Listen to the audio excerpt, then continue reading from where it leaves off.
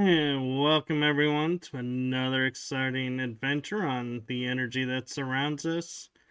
I'm your host Michael, and tonight I am blessed to have a returning guest on, and his story is so amazing. I am so grateful that he is back on to share more information with us so that we can delve even deeper into this topic. And so I am going to turn it over to my guest, the one, the only, Afterlife experience extraordinaire, Regan Forston. Thank you, Michael. I love your intro. Is that new? Or was that, have you had that for a while? I love that intro. That is actually my fourth season intro. So Yeah, no, it's looking good. I thought I should be wearing like a spacesuit or something, though. And here we are. I'm just sitting in my house. Okay, so when you think of a question, just interrupt me anytime, Michael, okay? Because I could go for hours and hours and hours on this topic. It's there's so much to it, and I'm glad. Thank you for having me back on again, because I always love having the chance to make people aware of this amazing discovered process now that changes everything. It is so crazy, and it's right in step and right on time with all of the changes we can all feel that's beginning to happen in this world right now. In a sense, so many people are worried. So many people, there's a lot of people afraid, and there's a lot of people that are rejoicing because they can feel that the old ways of doing things in the world are crumbling down, you know.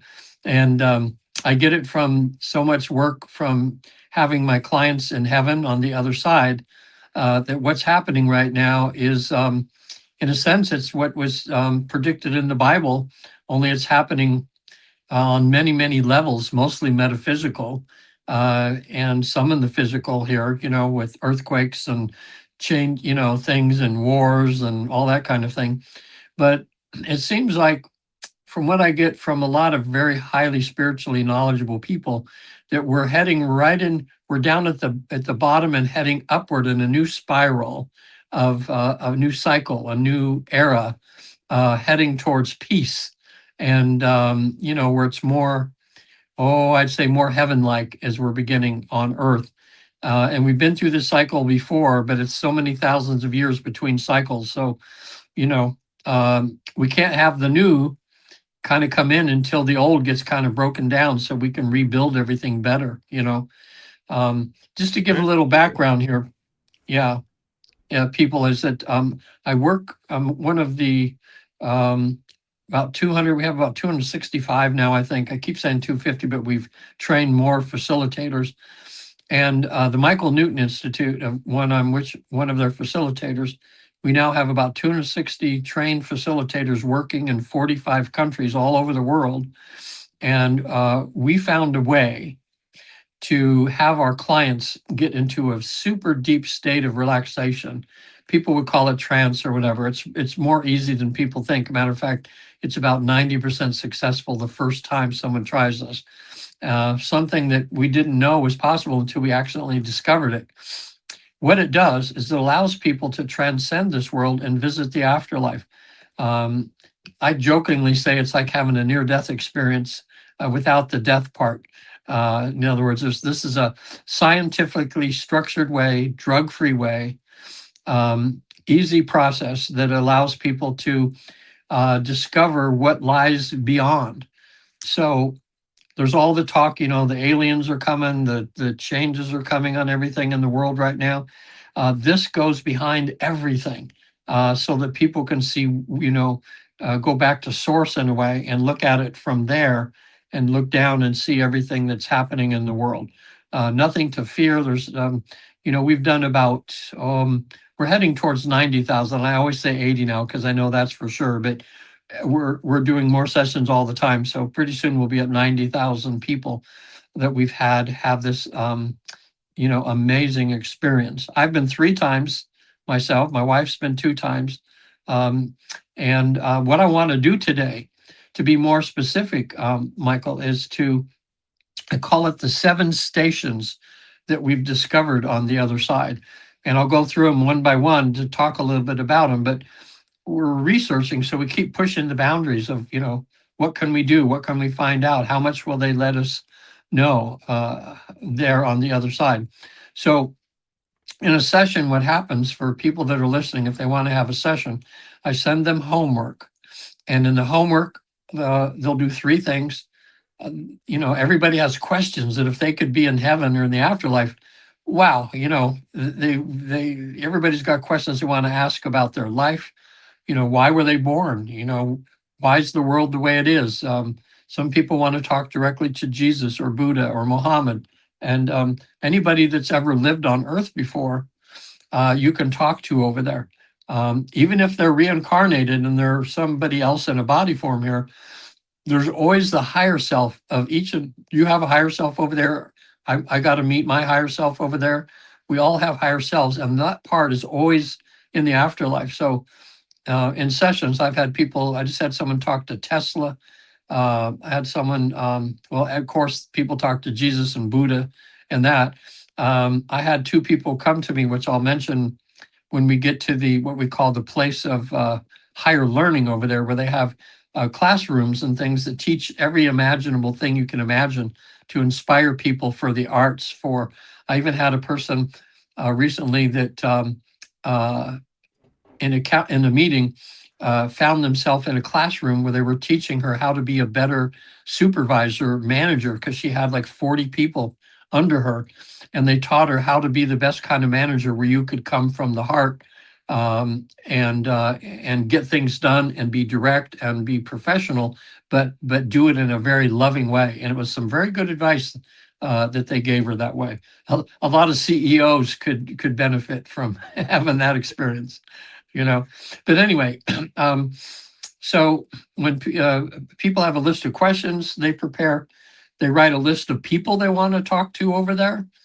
For instance, you can talk to people that have passed on, like in the times I've been over there, I got to see my mother and my father and my brother, who've all passed on, and it was just cool. It was just like visiting for Thanksgiving or something, seeing how they're doing, and they're just doing great. Only my mom looks like she looks like she's in her 40s instead of 94 when she passed on. She always shows to me as that young, vibrant woman that she was, that when I was a kid, they're just mom and dad. So I have an interesting question about this, and that is, you talk about going back and meeting your relatives that have passed and are on the other side, or their higher self is there. Mm-hmm. How far back in people's genealogy have you been able to go? Like, if Oh, I wanted to talk to, say, someone in BC and be like, what do you have for me? yeah, Is that possible? yeah. Yeah, I would say so because most of the people, what I do is, once they give me a list of people they want to talk to, which is usually, husbands, wives, siblings, children, grandparents, aunts, uncles, co-workers, lovers, uh, people that are currently in your life's play. Most people want to find out that first because that's dealing with their life now. But a lot of times I say, well, look, if we have time, if we get done all the work over there and you still have energy, hey, let's have some fun and talk to somebody from the past. And I'm thinking now, I haven't actually, but besides people that would have been like Tesla, he would have been not too long ago. I'm trying to think of the psychic who was like one of the number one psychics back in the 50s and 60s. And they have people, he passed on, but they have a whole society for him now. Gosh, Edgar what? Casey. Yeah. I've had several people talk to Edgar Casey over there, but mostly they want to talk to Buddha or Jesus, and Jesus goes way back, of course, a couple thousand years. Right. Um, that way. But yeah, I would love to do a session for someone. It would be so cool if they wanted to talk to like Moses or something, you know, or oh gosh, who else would be good, or like Napoleon or somebody, and just say, hey, what the heck, Now, here's the thing, and this is kind of a mind blower, and I found more about this since the last time I was on your show, because it happened in the sessions. We're finding out on the other side now, there's no time and space, and everything is now. It's like all the lives that we've lived or ever will live, we're experiencing them like, in a timeline, but actually they're all going on at the same time. So, Dolores Cannon, who wrote a book about Nostradamus, when she had a client in trance, she was able to have that person talk to Nostradamus as he was writing all of the things he was writing. And The plot Nostradamus twist. said to them, says, look, you're not catching me in the past. I'm writing these now, and this is what I mean by these things. So it's a good book to read about Dolores Cannon. She makes clear a lot of his predictions, about, because his writings are so convoluted and so how I say, it's almost like they're in code or something. It's hard to, because he was seeing things from when he lived, and explaining things that the world had never seen before. So they came out, sometimes you have to kind of put the pieces together. But matter of fact, okay, since we segued into this, I'll tell you, because otherwise I'll forget. A client I had this last month, actually been about 6 weeks ago, he was in another country, foreign country, and he was bedridden for, oh gosh, 5 years now. And he had nobody in his life. He was living with his parents, but we found out in researching there when he went to the other side that he wanted to have a lifetime where he could see what it felt like to have no relationships. In other words, because he thought, relationships aren't that important. Why do we have them? And so he thought, well, let me pick a life. I'll go down and see what it's like to not have relationships. Boy, was he sorry what he signed up for. Because even his parents that he asked to be his parents, because as you'll find out, we usually choose our parents, they came from a soul group that was not even near him. So he hadn't had relationships with these other souls before. So they agreed to come in, just to mother and father him and that, but yet he didn't have any prior connection to that. So he was setting it up so he could see what it's like to not have relationships. In this lifetime, he has yearned, especially he's in his late 40s. There was three women that have come to in his life that he just, wow, he just thought, boy, oh boy, I would just love to have a relationship with them. But all three of them were already taken. And there were people that were not approachable. So he was like, could see how beautiful these people were and how they would have been a great relationship, but they were not available. So he had this heartbreak in a way that he just can't. So after COVID, or right during COVID, he became he got chronic fatigue syndrome so severe that for him to get up and just go to the bathroom, he would get back in bed. It would take him hours and hours to recuperate because he just dragging. So he had one of the most interesting sessions I've done. It's so good to talk about it because so many things happened in the 4 hours that he was in the afterlife. So he's having trouble going into trance, and we're getting some way, and then he gets too much awake and not enough asleep. And finally, in frustration, he says to me, he says, Regan, didn't you tell me I have my higher self? Can't you just ask my higher self to come in and do this? And I thought, okay, never tried that before, but let me see. I said to him, can I ask, I want to ask your permission to talk to your higher self. May I have permission? Because you always have to ask the permission. He said, yes. And then immediately out popped his higher self and introduced himself. And the higher self says to me, says, his mind is so crazy right now. He's bothering me. Can you put him deeper in trance so that I can talk to you about him? And so I called on him, his higher self. I did some deepening techniques. And then the higher self says, good, he's kind of disappearing a little bit because I need to talk to you about him. It was like, it was just so cool. So I'm talking to the higher self, and the higher self tells me, he says, we chose this life, because, we wanted to find out what it was like to not have relationships. And I said, well, how's that going? And he says, he is so miserable, down there. And he's learned a lesson how important it is that God put us to where we have some relationships in our life, because that's where the love, that's where you get a chance to love. That's where a chance you get to be loved. That's where a chance you get to be of service to others and to have other people serve you, and allow them the opportunity to do that. And there's so much beauty in that. And being by yourself is just not where it's at, that way. So then all of a sudden, his body changes or something, and out comes a voice of somebody else. And I says, is that you, higher self, or is this somebody else? And he says, no, this is me. And I said, well, who are you? And it was another part of him that was living concurrently in another life on another planet. And it was a female, and it was from what she called a feline planet.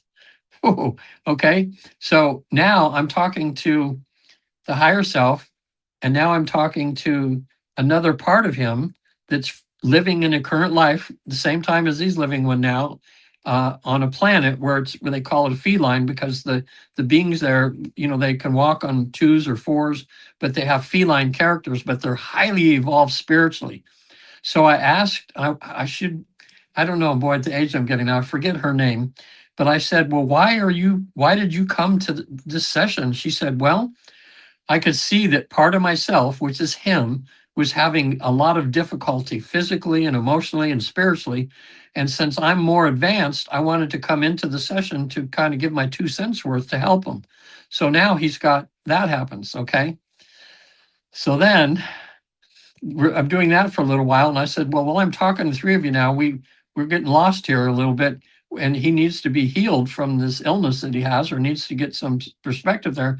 I says, can we ask a healer to show up too? And the higher self says, yeah, I'll bring in a healer. So now a healer named Zen shows up. So now I got four. There's him, who's kind of in the background right now, his higher self, the feline from another planet, and the healer that's there. So Zen says, boy, he's got himself in a predicament here. And I'm going to do a body scan for him and kind of work on him a little bit, see if we can help. But I asked Zen, well, is it true that he's kind of put him in this position? He planned this whole thing? And Zen says, yeah, he did. And Zen says, you know what? I think he's learned his lesson. He's learned how important relationships are. So you know what? Zen says, I'm going to be working on him for an hour or so. So you go talk to the higher self and whatever, and I will be in the background doing some healing. Okay. So then I started asking questions to the higher self, and this will bring in another station now. Okay. This station is called the life selection station, we have discovered, and some of my clients experience this, where they can go back and see how they chose their life. And everybody, it's very similar. Everybody describes the life selection place very similar. It's kind of like being in an IMAX theater, and you're sitting there and there's different screens up there and they're looking at possible lives that they could have. And since everything is in the now, in other words, they'll see a thing of a man walking down the street in New York City and they'll think, oh, yeah, okay, if I had that body and that's the thing and what I want to learn, I think that would be a good selection, or, in his case. So I asked the higher self, I said, well, if you hadn't chosen this life as the man who's sick right now, let's just call him, just for his, privacy here, I'll call him Walter. Okay. So if you weren't going to be Walter, what were your other choices? And the higher self thinks for a minute and says, well, I could have been a young girl who was going to have a bad accident and be paralyzed from the waist down. And I would have had to, be by myself and not be able to move around and everything for the rest of my life. Or, he says, I had another choice. I could have been a soldier. Same result, paralyzed, But instead, I chose Walter because I was hoping that he could learn his lesson and not have to spend his whole life being in a wheelchair, but it could sometime be healed, and still learn the lesson. And I said, oh, that's very interesting, So then I said, okay, Zen, are you there? And Zen says, yeah, I'm still working now. What do you want? And I says, my client really hopes to be healed today. Can you do that? And then Zen says, well, okay, we feel he's learned his lesson, so he's going to get better. And I'm starting the healing process in his body, but it's going to take a couple of years for him. He's still going to be in bed for a couple of years, but he's going to gradually get better because he still needs to integrate what he's learned and really be prepared to decide whether he's going to have some relationships in his lifetime. Afterwards, when I talked to Walter, and Walter goes, oh man, I'm so glad that I can see there's an end to this. But 2 years, and I said, well, that's what they said. So he's going to keep in touch and, we'll be able to know. So in that one session, so many things happen that generally, maybe one of those or two of those things will happen in a session, that way. So in the life selection process there, I've had a number of people go there. And I remember one of them was standing in line and there was other souls, there was lines of things. And it was almost like you were picking out personalities.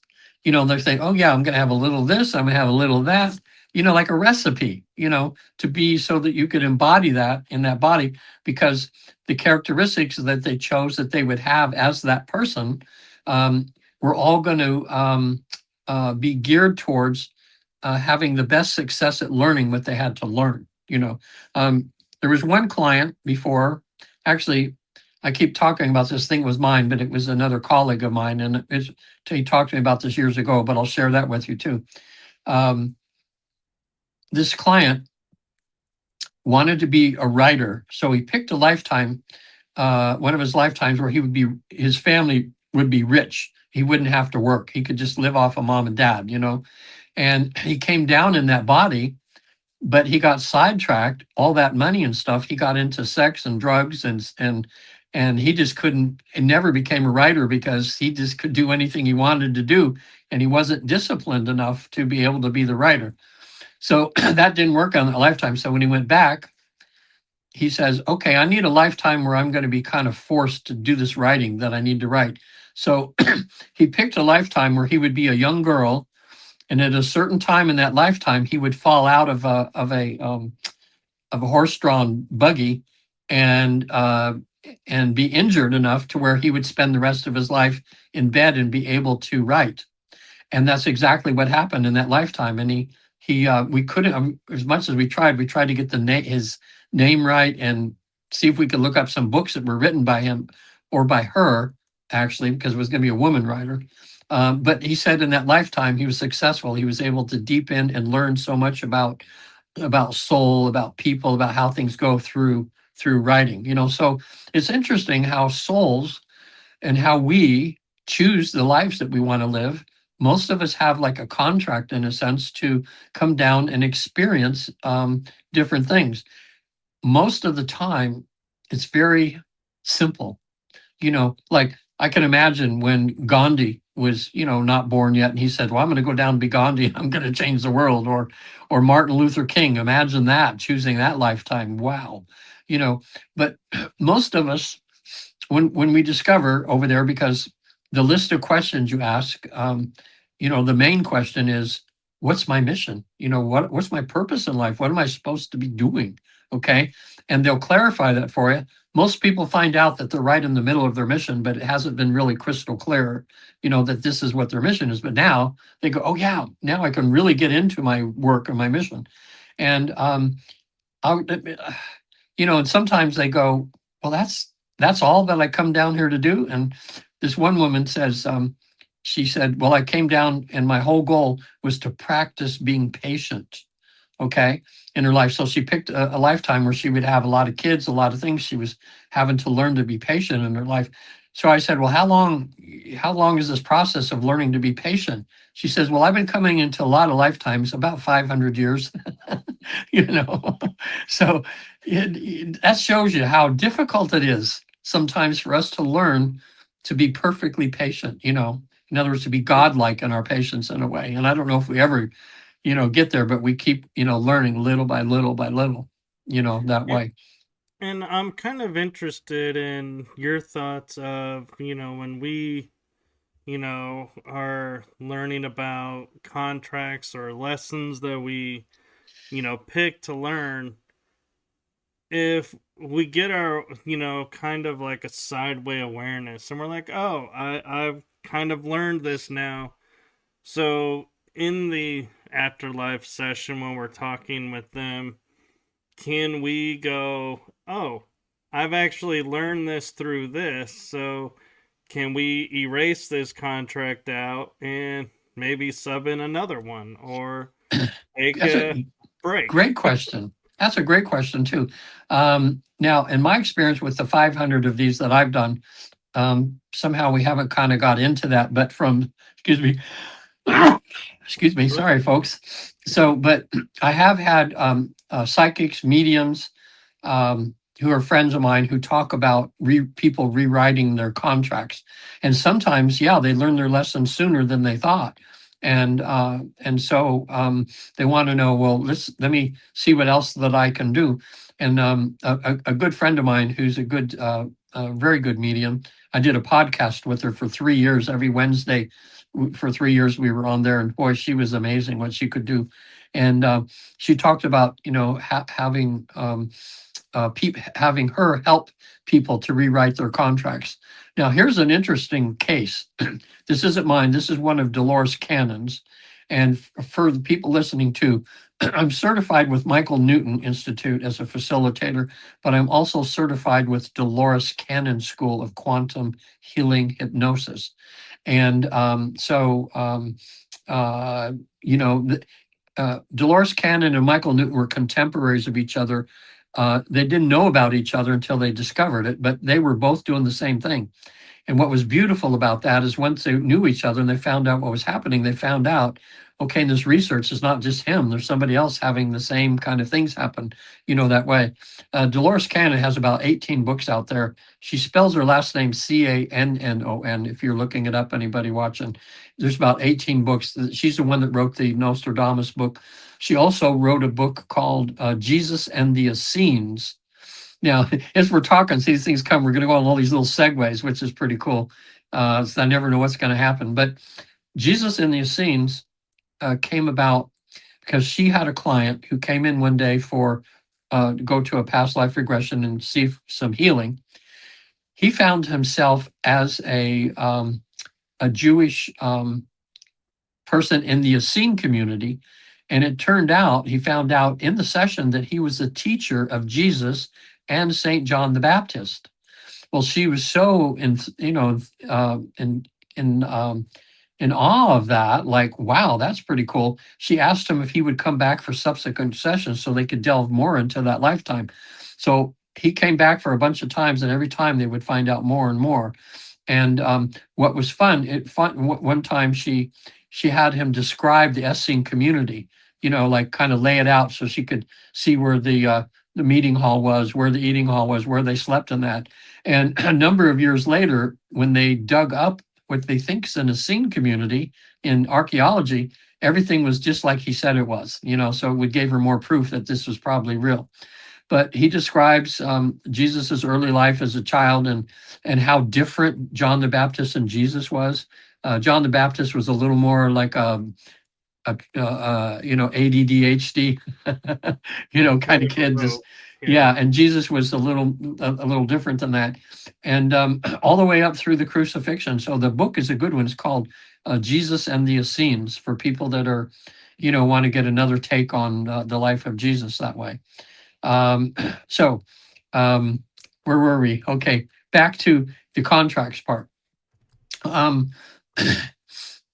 There was one case also that Dolores had where she found out in the session that the person who came in for the session now was actually not the original soul that was in that body.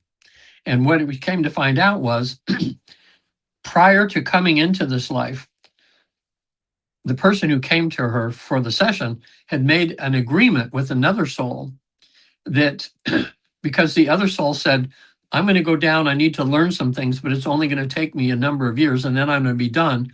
And I don't want to commit suicide or something, and I don't want to waste the body. So she asked around and up in heaven, is there anybody else who wants to come in and take over my body to have some things to learn?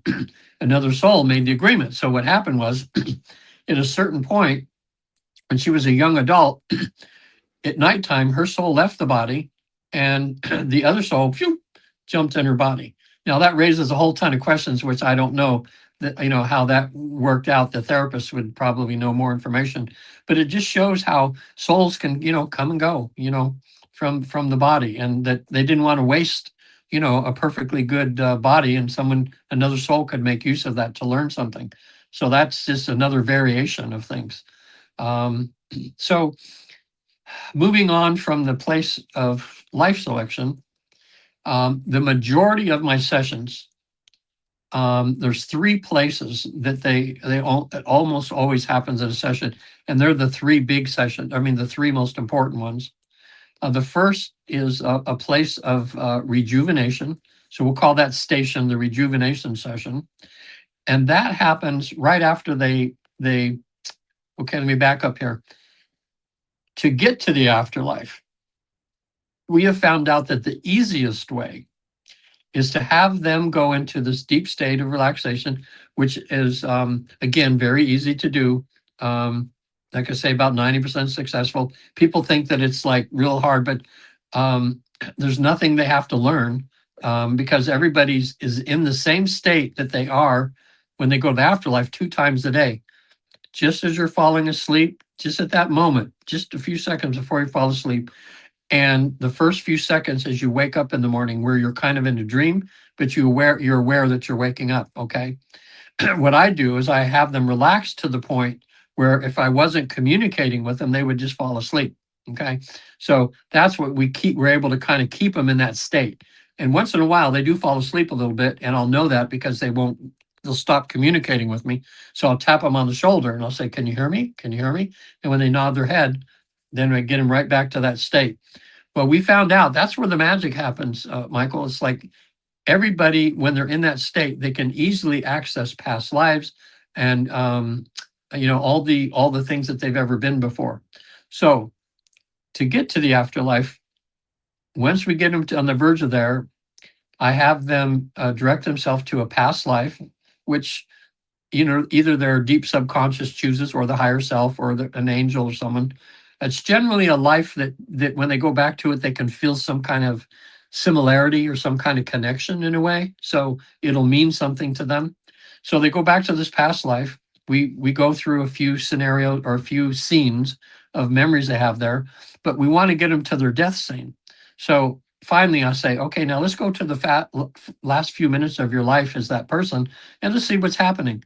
Most of the people, I would say 80%, are in beds and they're just old and dying, or they have influenza or some sort of breathing thing, black plague or something like this. And the other 20%, hung, shot, stabbed, drowned, all the other ways that you can die. But they don't, they're kind of in that body, but yet part of them knows they're going through this process. So it keeps them from being re-traumatized. So they don't have to worry about that. In a few cases, they're so into that body that it feels like they're going to be experiencing it again. But we're trained at that point to give them a choice. I can see on their face if they're starting to go, like something scary is happening. I'll say, okay, now quick, make a choice. You can experience it just like you are, or you can watch it from outside your body. And most people choose to kind of watch it like on a movie screen, and they're telling me, what's happening to their body or what's, how they're dying. Anyway, we're at their funeral or how their body's disposed of. When they feel they're done, and they've sometimes they want to stay around a little bit to let people know energetically that they're okay, like to get themselves in people's dreams, or make the lights flash on and off in their house, or have a bird land on their head, or something where people know, oh my God, that's my dad. He's telling me he's okay. That's a common way that they get through to us from the other side. And so anyway, when I say, are you finished now? Are you ready to go home? And they go, yes. And so I'll say, okay, now you have this memory. Let's find out what happened when you left that body. I want you to rise up above the earth a little bit. And when I count to 3, you'll be at the time and place where there was a guide, your guide was there, or someone to greet you, to, escort you back home. So I'll go 1, 2, 3. And then they'll go, oh my gosh, and there's a guide there, or an angel, or sometimes it's a parent that's passed on, like a mom or dad who's there, and they will escort them to where the guide is or something. But they always, most of the people meet their guide face to face, get their name. They'll find out that the guide's been with them for many, many lifetimes before. It's like a homecoming in a sense, oh my gosh, there's my guide, my friend, kind of thing. So the first thing I ask is, now my client just had a rough life. They just finished and they could use a little R&R. Can you take them to a place to be rejuvenated before they go back home? And instantly they're there. And I'd ask my client, is it inside or outside? And they start describing these beautiful places, Michael. Oh my gosh. I'm just seeing them in my mind because they're describing to me. But man, it's like the ultimate spa. Generally there's water involved somehow, like waterfalls sometimes, or pools of water. Water seems to be a cleansing thing, that they have. So then I'll say to my client, I'll say, okay, I'm going to be quiet for a little bit, and I want your guide there, or a healer that happens to be there, to take you through the process of being rejuvenated. And when you're done, then I want you to speak up and tell me what you're experiencing, because we record all this. And, so much happens, Michael, that they're aware the whole time, but it's just too much to remember because there's so many fantastic things happen in the time that they're on the other side, which generally ends up being 2.5 to 4 hours. Generally, it's different for everybody. Some people, it's, have a lot more they have to get done over there. But usually 2.5 to 4 hours on an average on the other side, in the hypnosis part anyway. So then in this place of rejuvenation, and now I'm getting a thought here that I should mention this. I can't tell you how many healings have happened, emotional healings, from people that come to me that have a lot of trauma in their lifetime. I'm surprised, Michael, how many of us have experienced in our lifetime some sort of trauma. And we have from either, I call it little PTSD or big PTSD. Some people it's just something, maybe they were in an accident or something at some point in their life that caused trauma, and they still can't get in an automobile, or when they think of it, they still cry because it was so traumatic, or they almost died. Other people have horrific, oh man, Michael. I mean, if I'm in a mall sometimes and I'm just watching people watching, and I'm just seeing all these people walking by, and knowing that a whole bunch of those people are holding in a lot of trauma that they've had in their life sometime that's never been dealt with before. Okay. So I'll give you an example. Since the last time I was here, I think, I don't think I mentioned, if I speak something that I mentioned last time, mention that I already told you that, and I'll switch to something else. But it was so impactful for me to see what the possibilities are of having these sessions. Okay, so This woman came to me, and there were 7 times in her lifetime when she had been violated, okay, physically or sexually, okay, at different times in her life, beginning when she was 5 years old until now she's in her 60s. She was in the military at some point, and a few times happened there, okay, which were very serious. So we're at the place of rejuvenation, and the healer's there to have her go through this process. And I said, hey, let's find out if we can do something here. I said, is it possible for the other 7 hers who were abused to show up for healing? And the healer said yes. And immediately I says, are your other 7 selves there? She goes, yes, they're all here. So she was seeing her 5-year-old self and her teen self and her military self and all this. And when you're in that state, you don't question it. It's just real because it's natural over there, Michael. So they're all there, and it was so beautiful. I says, now you guys need some healing, and you're the oldest now. You're the one that has the wisdom. Okay, so I want you to be the mother to yourself, to these other 7 selves of yours, and go through the process of trying to heal those parts of yourself. Okay, and so I said, I'm gonna be quiet for a while and just enjoy. Tell me when you're done. So about 10 minutes later, I just checked in. I says, can you tell me what's going on? She says, yeah, we're all in this beautiful pool, this healing pool. It's like, she says, we're all circled in this pool, all holding on to each other and all just feeling ourselves just being healed. And we're talking like we're sisters, and stuff. And she's saying, well, just wait till you get older. You're going to go through this. It's going to be good. But anyway, after that, after the session, my client was just telling me like she felt like a tank was lifted off to her, all this emotion she'd been carrying, for all these times when she'd been abused and hurt in her lifetime. And I've had that happen over and over again, especially most of the time it's someone at 5 or 6 or 7 or 8 when they're just little kids and they've had abuse or something, and they're able to take that younger part of themselves into a place of healing that way. One of my clients, it was about some violence that had happened to her. She goes in the place of rejuvenation. It was very serious. This incident she went through, it was way up there on the scale of 1 to 10. It was really bad. So I thought, let's see if we can push this a little further. So when she came out of the place of rejuvenation, I said, ask your guide there if you can do some additional really deep healing that you really, really need. And the guide says, yes. All of a sudden she's in a cave. Okay. And it's like a cocoon or something. She's very comfortable. He says, it's like I'm really healing. It's very great inside here in the cave. And all of a sudden she's looking at her arms and hands, and like blackness or steam is just coming out of her body. And it was all of that pain, all of that, all of the PTSD she had. And it was shooting out, going out the cave, the entrance to the cave. So when she says, well, I feel so much better now. I says, okay, let's go out to the cave and talk to your guide. So she walks out. The guide is standing there smiling. Actually, it was a female angel, I believe.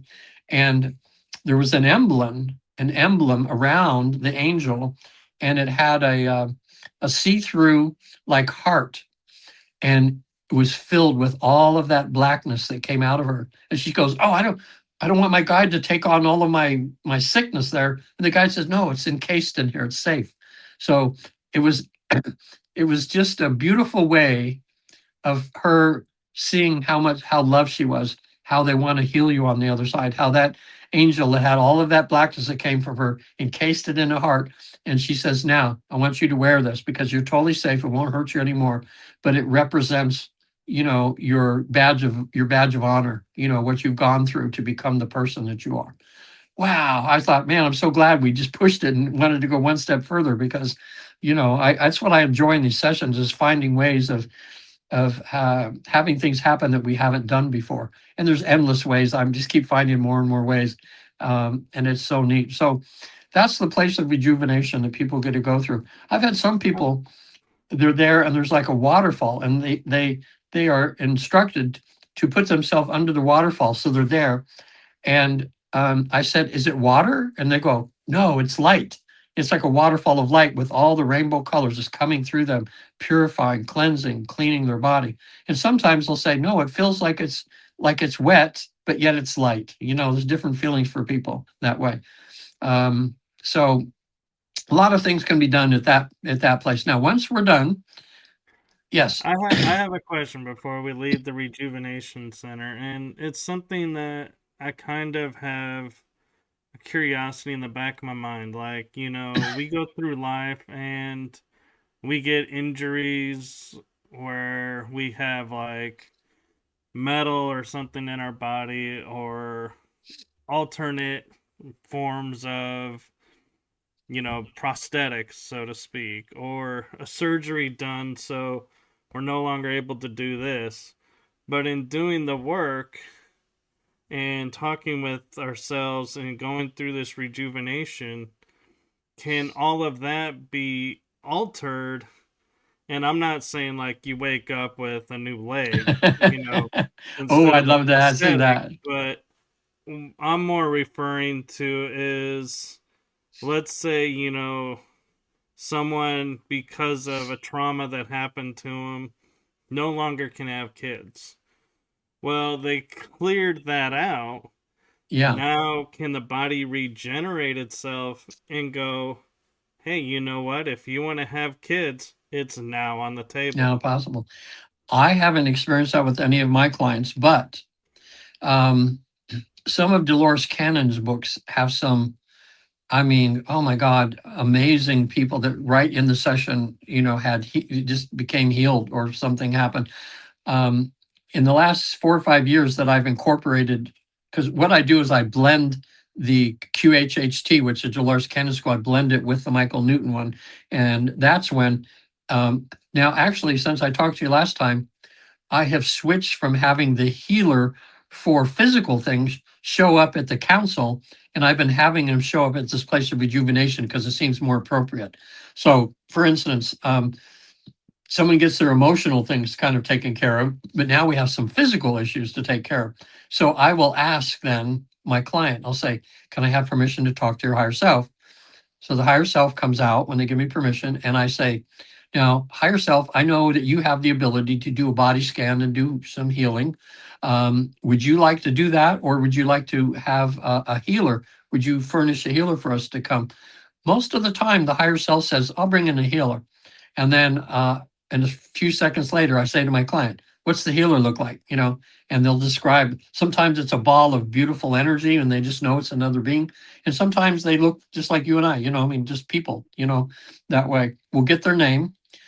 First thing that we do, I'll say, well, we have a list of things here we want to address that my client has. The first thing we want to ask, and we'll say, okay, she has this problem with this. Can you tell her why she has the illness? That's the biggest thing that happens generally, and almost always happens, where people find out, in a sense, how they've made themselves sick. Okay. Most of the time, our illnesses and things are caused from us being imperfect human beings. Um, we still hold hatred in our heart. We're not forgiving people that we need to forgive.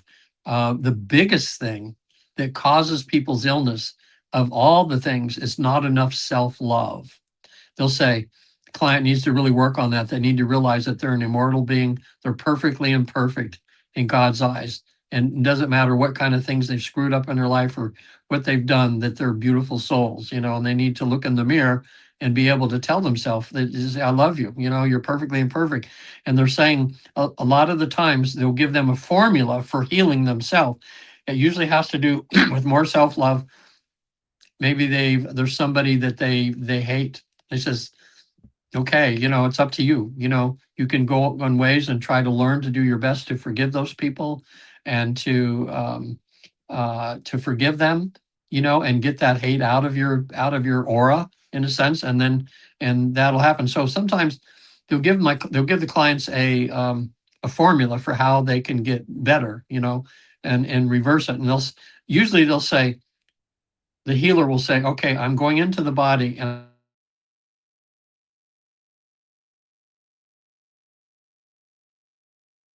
and then they'll say, but it won't take effect unless you do the work that you have to do.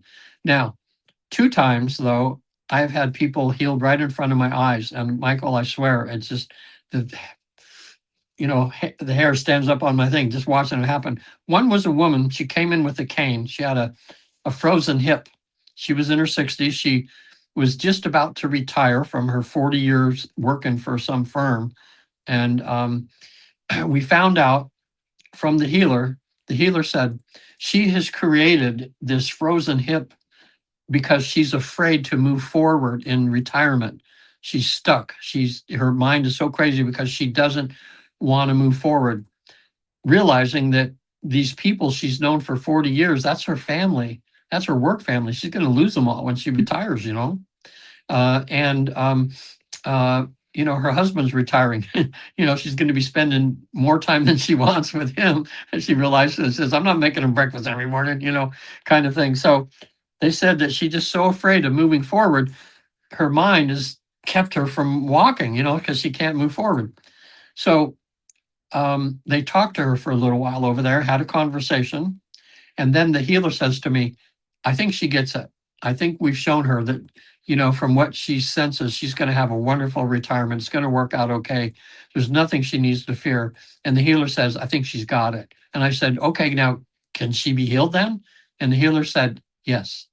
So instantly, oh boy, she's right on the couch there. She starts moving around and a big old loud pop, and her hip popped right back in place. Shocked her as much as it did me. So she was able to walk out without a cane. Another client was 84 and had rectal cancer, stage 4. Okay. What they did was they went in and they said, okay, we've begun the healing. We really think that, you don't have too much to do you can, be here for many more years and stuff. And so every year now she must be like 89 now or something. She sends me a text. She says, I'm still here, Regan. The doctor said she'd be dead 5 years ago. She's still here. So that's, I tell people too, anything can happen over there. But in the Dolores Cannon books, there's story after story after story of miracle healings. Of course, those are from thousands, and she's picked out the ones that have actually, experienced a healing, that way too. Now, here's a case that was very interesting too. Of the type of healings that can happen from having these sessions.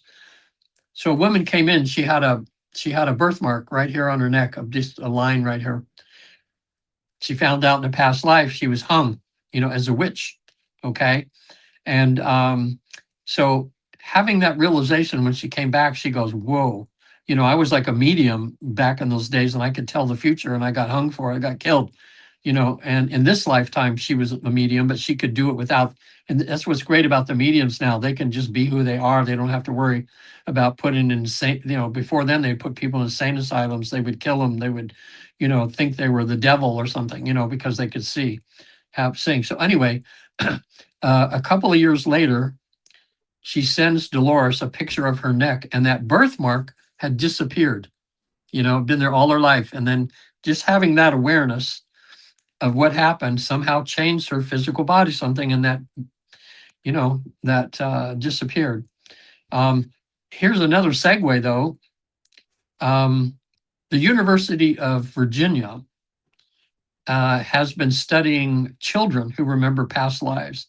I might have mentioned on the other show. I usually try to because it's very interesting. And there's a book by Jim Tucker. It has before in the title. But if you look up Jim Tucker before, it'll come up there. It was published 3 or 4, maybe 5 years ago now. The university has interviewed children who tell their parents that they had another life before. Like, oh, you're not my mom and dad. My other mom and dad are so and so. Well, they would send a team to interview the children. The children would tell all they could remember. And then they sent people out to see if they could verify what the children said. And they have, I think, several thousand cases now over 40 years. It's 50 years now, I think. And they published their research. And it's all these ones where children said this stuff. They went, found out, yep, there was people named this. This is how the person died, just like the child said. It's just more and more proof, for people that are still not believing that, we're more than just this, and we've been around for a long time. Speaking about the reincarnation now, Michael, the best way for people to approach this instead of looking like, we have all these, that we have all these past lives, it's better to look at it how the research shows. Research shows we're born one time, not here. We're born over there. In other words, God created us in heaven or the afterlife. What we're doing as soul is we're choosing to have experience. So we choose to come down and have experience as different people, as different lives than that, to kind of, it's like going to extra credit or grad school to make the souls even more loving and more godlike in a sense. So you have one life with many bodies. That's a little easier way to understand it rather than the opposite, that way. So when people start looking at it like that, they go, okay, I can go that. It does say in the Bible that in the womb, God already knew me. I forget the exact quote, but it's like, there's a thing that says in the womb, God already knows you, because you're created on the other side. Okay. Um, and that segues into a couple of sessions I had where people, when they got into deep trance, they went through the tunnel out to the other side. They were not in other lifetimes. They found themselves back to source. And the best way I can explain it and is they felt like godlike, eternal like they were a piece of God. I mean, no body. They were conscious part of God, like a pebble of God, or like say one thread in a big tapestry. Okay, that's part of the whole thing.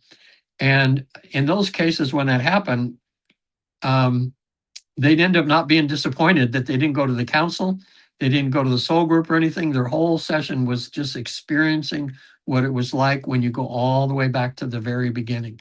And they don't want to come back. Sometimes it's like they go, oh my God, they're just saying this is the most love I've ever felt in my life. I feel like I can just feel there's zillions of souls all around me and I'm part of them and they're part of me. um, you never know what in store for you, but everybody kind of has like all the sessions are very similar, but it's like a template, that you can put everybody in where they have these different things they do.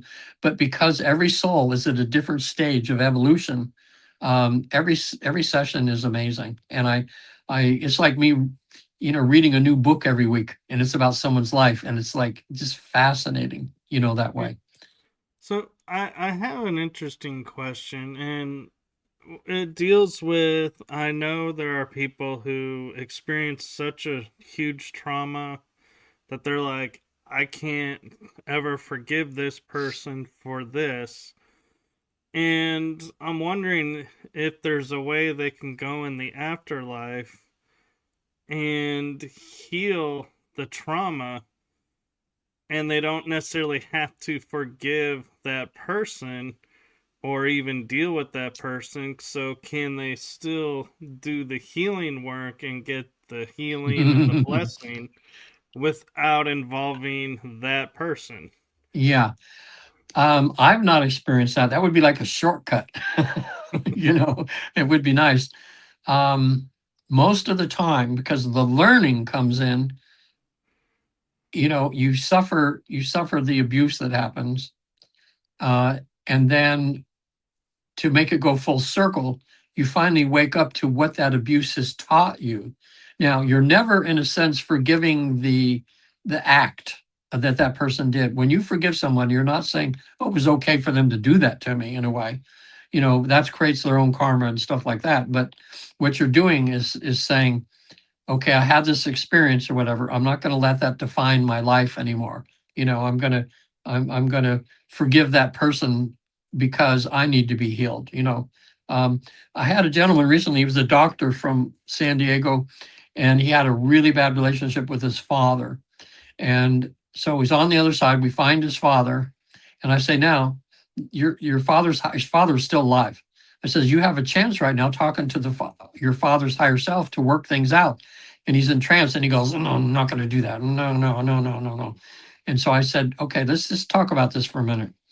You're never going to find a safer place. I said, you're in a safe place right now. Nothing can happen to you. And you're going to be talking to a better part of your father than the part it's on Earth here. And he finally said, okay. So he went over, he's talking to his father for a while. And his father was telling him, said, son, what you don't realize was you asked me to be this kind of father when I came down because you needed to learn certain things. And I can't remember exactly what that was. But afterwards, when we were talking, he realized, wow, you know what? I have become a better person because of that abuse I went through, because that caused me to do certain things in my lifetime where I ended up having more compassion towards people and more patient towards people, because when I realized, how difficult this was. And there was a few other lessons in there, and I'm sorry I don't remember those right now, all these things going on. But then I said, now, can you forgive your father? You're right there with him now. Or can you begin to? And the most he could do was, he says, I will begin. And I says, okay, ask your father if you can do a handshake saying you're both going to work on it. You're both going to work on improving your relationship from this time out and letting bygones be bygones. And so hopefully by the time your dad passes that you will have been through this process.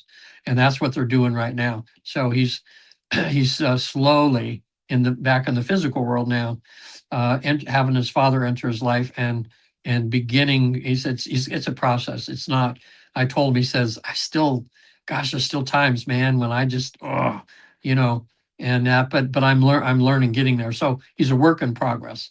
So, but that's a good question, and I'm not saying that it can't happen. There might be cases when that happens, but I've not experienced that before. Yeah. Boy, our I only lives. ask because I know there are some people who are like, yeah, I don't think I could ever be healed from this because I don't want to do this. And so I was thinking if they could hear there is a way around that, then more people may go, oh, well, then let me start this healing process. And, Yeah. Well, you they should have know, a session. Yeah, if they had a session with me, Michael, we could because when I get them into trance and get them away from their physical mind in a way to their deeper self, okay, they're more able to see things from a higher perspective, and they can see the possibilities that can happen. So just like this doctor I was talking about, it would be a great way. It would be a great way to uh, to begin the process of doing that.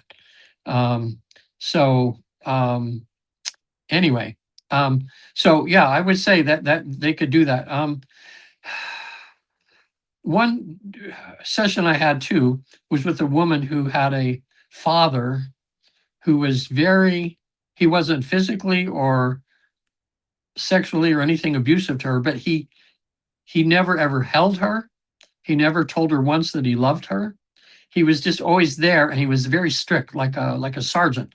Do this, do that all the time. And so she was always wanting to feel that something from her father, but she never did. She was beginning, and she was in her 60s. Excuse me, she was in her 40s. Her dad was in the 60s, and they were just beginning on the phone and everything to have some meaningful conversations. The father dies of a heart attack.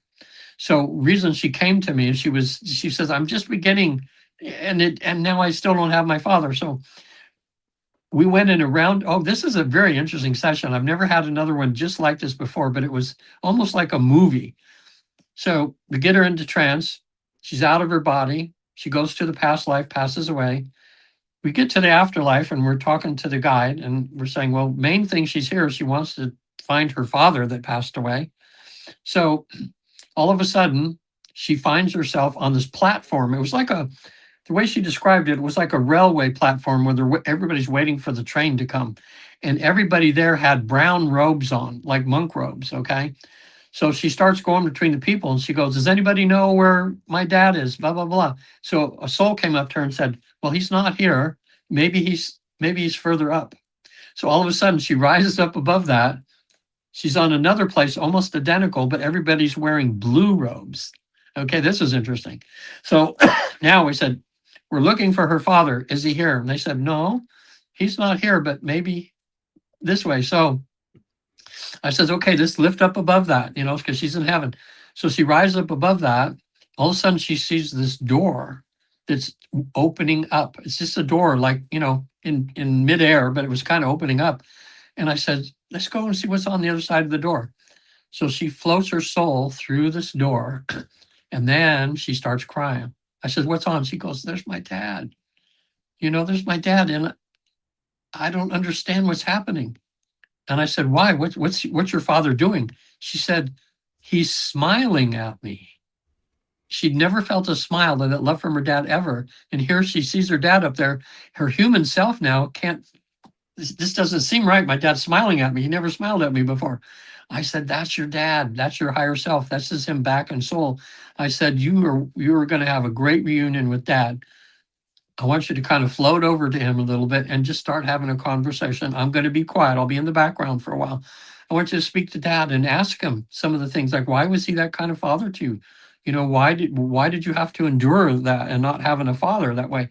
So anyway, I'm quiet for a little while, and she starts talking. She goes, "Oh my God, he's holding me right now."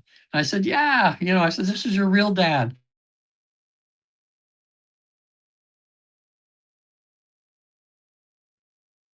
Your audio cut out, Regan.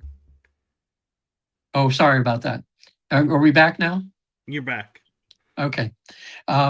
So he says to her again, he says, "Daughter, you told me when you picked me to be your father, and you told me that you wanted me to be the kind of father that would be alienated from you because you wanted to learn in this lifetime how to set boundaries.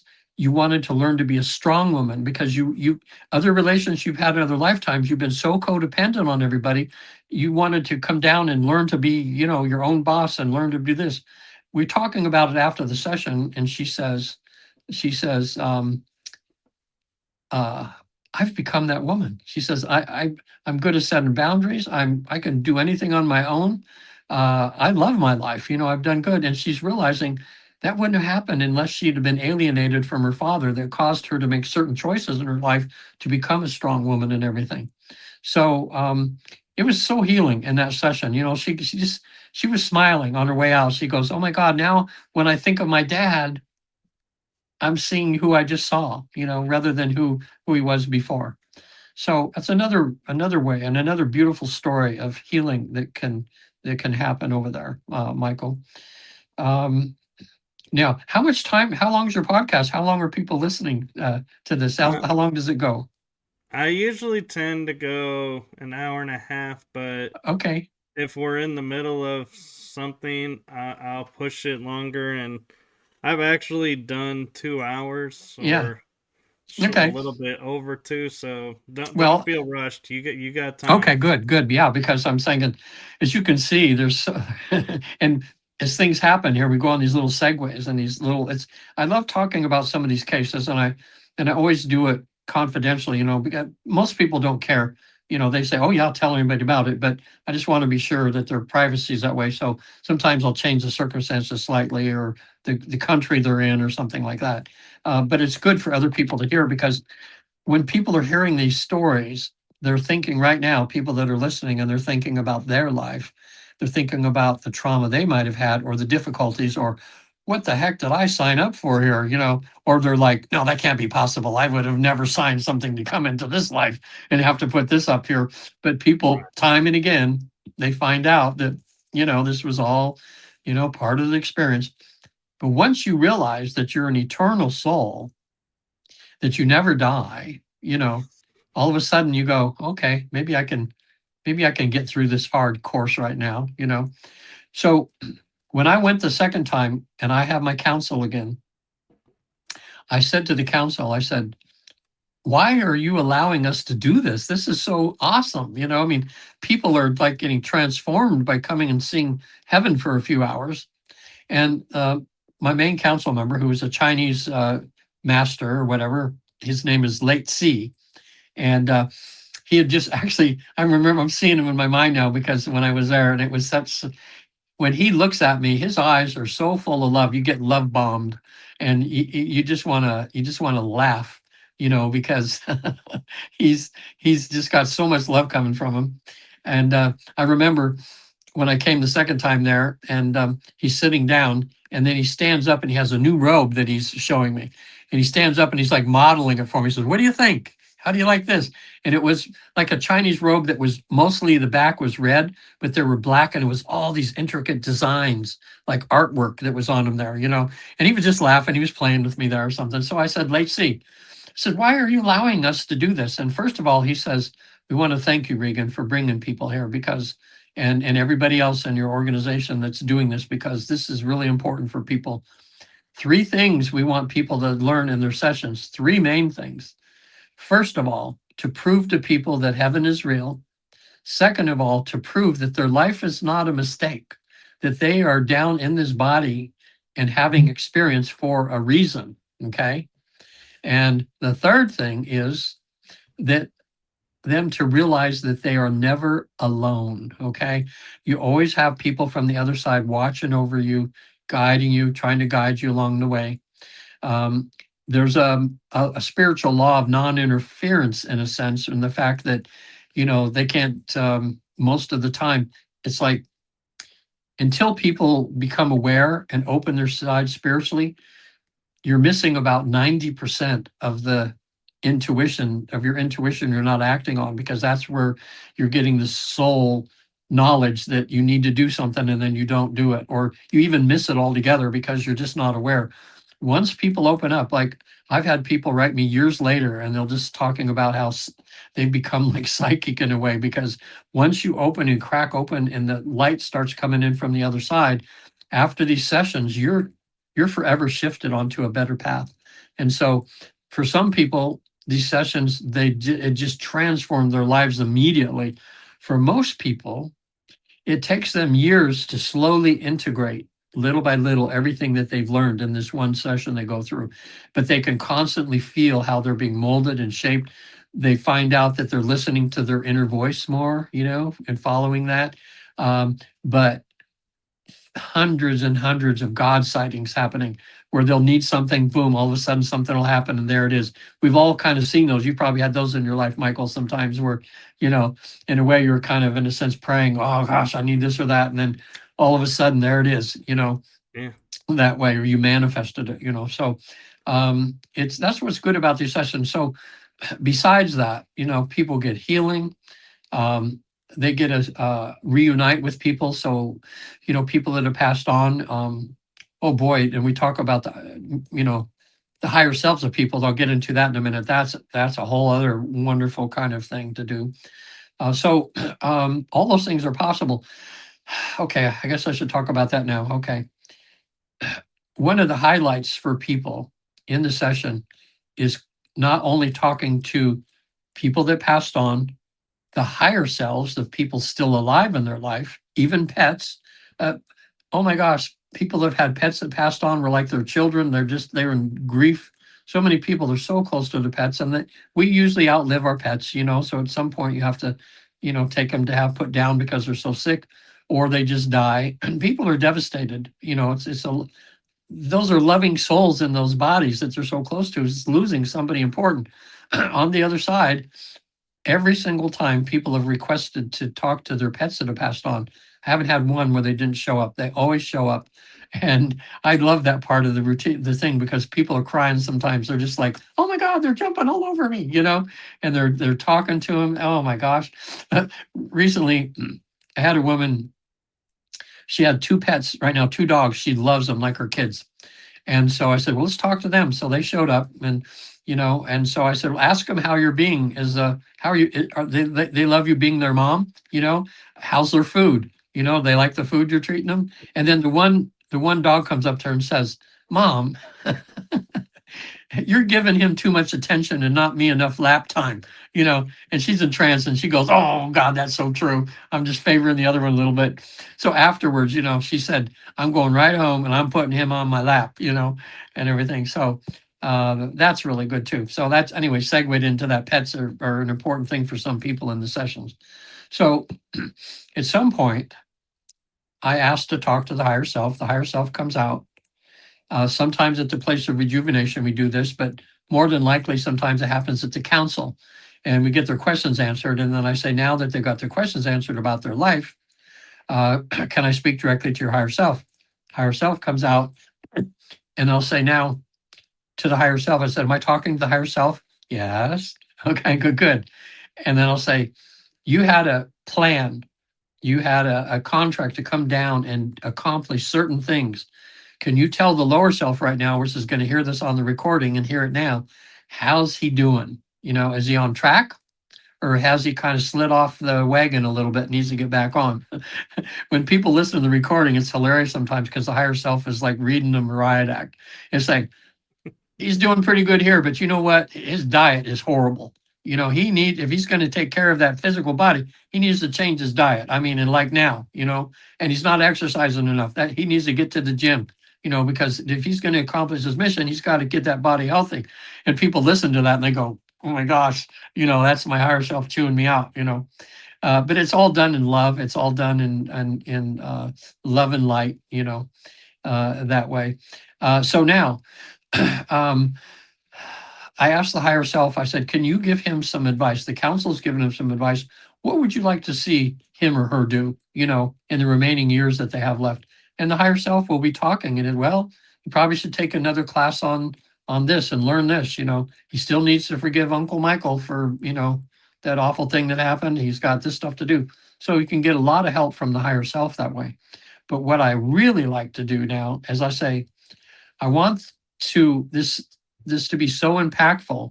So when they come out of this session, they really feel that this really, really happened, because some people go, well, is it my imagination or what's happening? I don't know how this could be happening. I says, I want you to step in front of your lower self here so the lower self can see what you look like and describe the higher self. So the higher self steps in front of him and I'll ask my client, what do you look like? Oh boy, it's so cool. Sometimes they see themselves like in body form like this, usually younger, healthier, more vibrant, but a lot of times what they're seeing is themselves as soul. And what we found out, when we are back to the basics of who we are, we're just balls of energy, Michael, different colored swirling energy, conscious energy. And so sometimes they'll say, oh my God, I'm swirling this purple and yellow and green. It's so wow. And so then I ask the higher self, may your lower self have permission to walk into you to see for just a moment what it feels like when he's back home totally into his higher self. Higher self always says yes. So I say 1, 2, 3, just kind of walk into your higher self. So when they do that, oh my gosh, I love their reactions sometimes. I had a good friend of mine, I've been trying to do a session for him for years, and he finally said, okay. I said, I'm gonna do it for you for free because we're best friends, okay? Oh my gosh. He's there when he walked his higher self. I'll never forget. He was almost yelling so loud I could not. He was just going, wow, my God, wow, oh, wow. It was like he just felt that energy. I says, do you feel more whole now? And he goes, yes. Do you feel like you have more kindness in you? Yes. More compassion, more patience in you? Yes, yes, yes.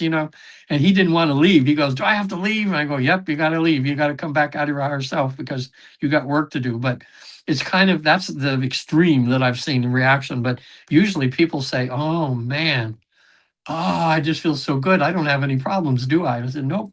And then I'll put the post-hypnotic suggestion into their brain. And I'll say, okay, when you come out of this now in the next few weeks and going on and for the rest of your life, when you have a problem that comes up in your life, first of all, because you've had the session, you're going to know that you're not being cursed. This is an opportunity to learn something with that problem you have. So look at it as a learning experience. If you're having difficulties, I want you to close your eyes, remember and put yourself right back in your higher self again, and just stay there in your mind for a little while.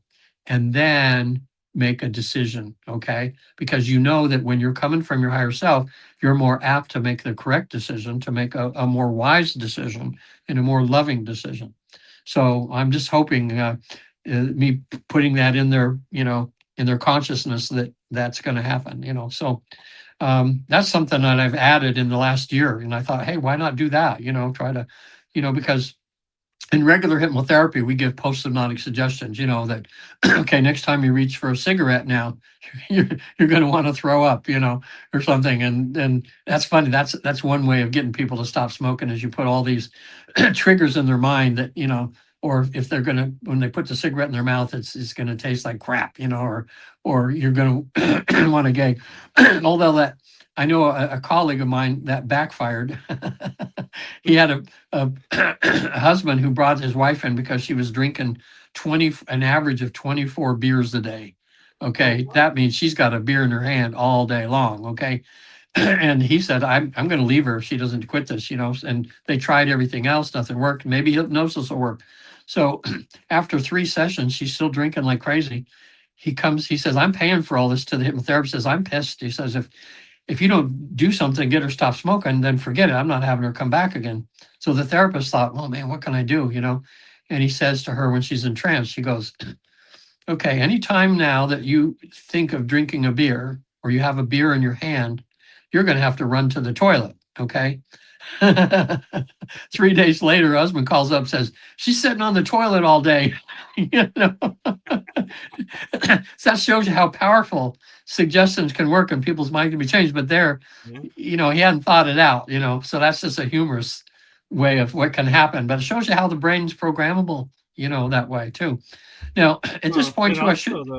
it also Sorry. shows in a way the power of what that means to her is more powerful than you saying you're not going to want it. There's something about it that's I know. making that more. So yeah, it's Well, interesting. think about it, Michael, too. People that smoke, they know when they put a cigarette in there that they're damaging their body. I mean, it's proven. Everybody knows. You're going to give yourself cancer, get sick putting this smoke in your lungs and everything. You're probably not going to, chances are you're not going to live as long as other people. You're going to start developing all the sicknesses, but what do they keep doing it? So that shows too, again, how the mind can be controlled by things sometimes. And so that's why, and hypnosis doesn't work for everybody. Like when people come in to stop smoking, lose weight, I would say for the majority over 3 or 4 or 5 sessions, they're able to conquer it, pretty good. But for some people, there's been some people come in to stop smoking 1 session. They might have been 3 packs a day and they do 1 session. They never smoke again in their life. We have hundreds in the university I went to, hundreds and hundreds of cases like that, where people 1 session, boom, because that means some people are so suggestible that when they're in that state and you talk to the subconscious and you tell it to change, it does, So, but other people, one woman came into I went to HMI's Hypnosis Motivational Institute in Tarzana, California. They're the largest hypnotherapy college in the country, accredited.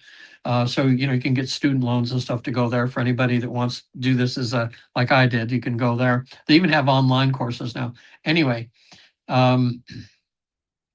this one woman so she didn't want to pay for her session, so she would volunteer to come in and be hypnotized in front of a class for to train so people could see what it was like.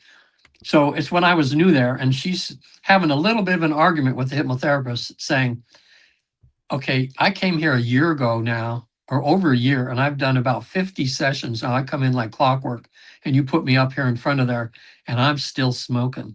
Like, what's going on? He says, well, let me look at your file here. He says, well, you were two and a half packs a day, right? When you came in? Yeah. He says, how many cigarettes did you smoke yesterday? And she thought for a minute. She goes, oh, I just had 1 cigarette yesterday. So he says, well, it is working to a degree, isn't it? And she goes, okay, let's do it. She realized that she was just hardcore that way, but she'd gone from 2.5 packs a day to just a few cigarettes a day.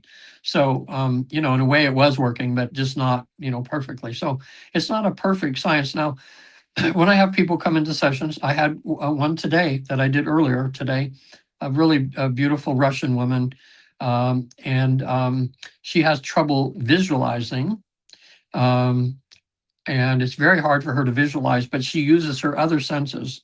And when people have trouble visualizing now, they are more difficult, but many times I've had success. But sometimes they're the ones that are more difficult because they, I don't know how to say this, but it's, so much of it is visual, in their minds, what they're seeing and everything like this.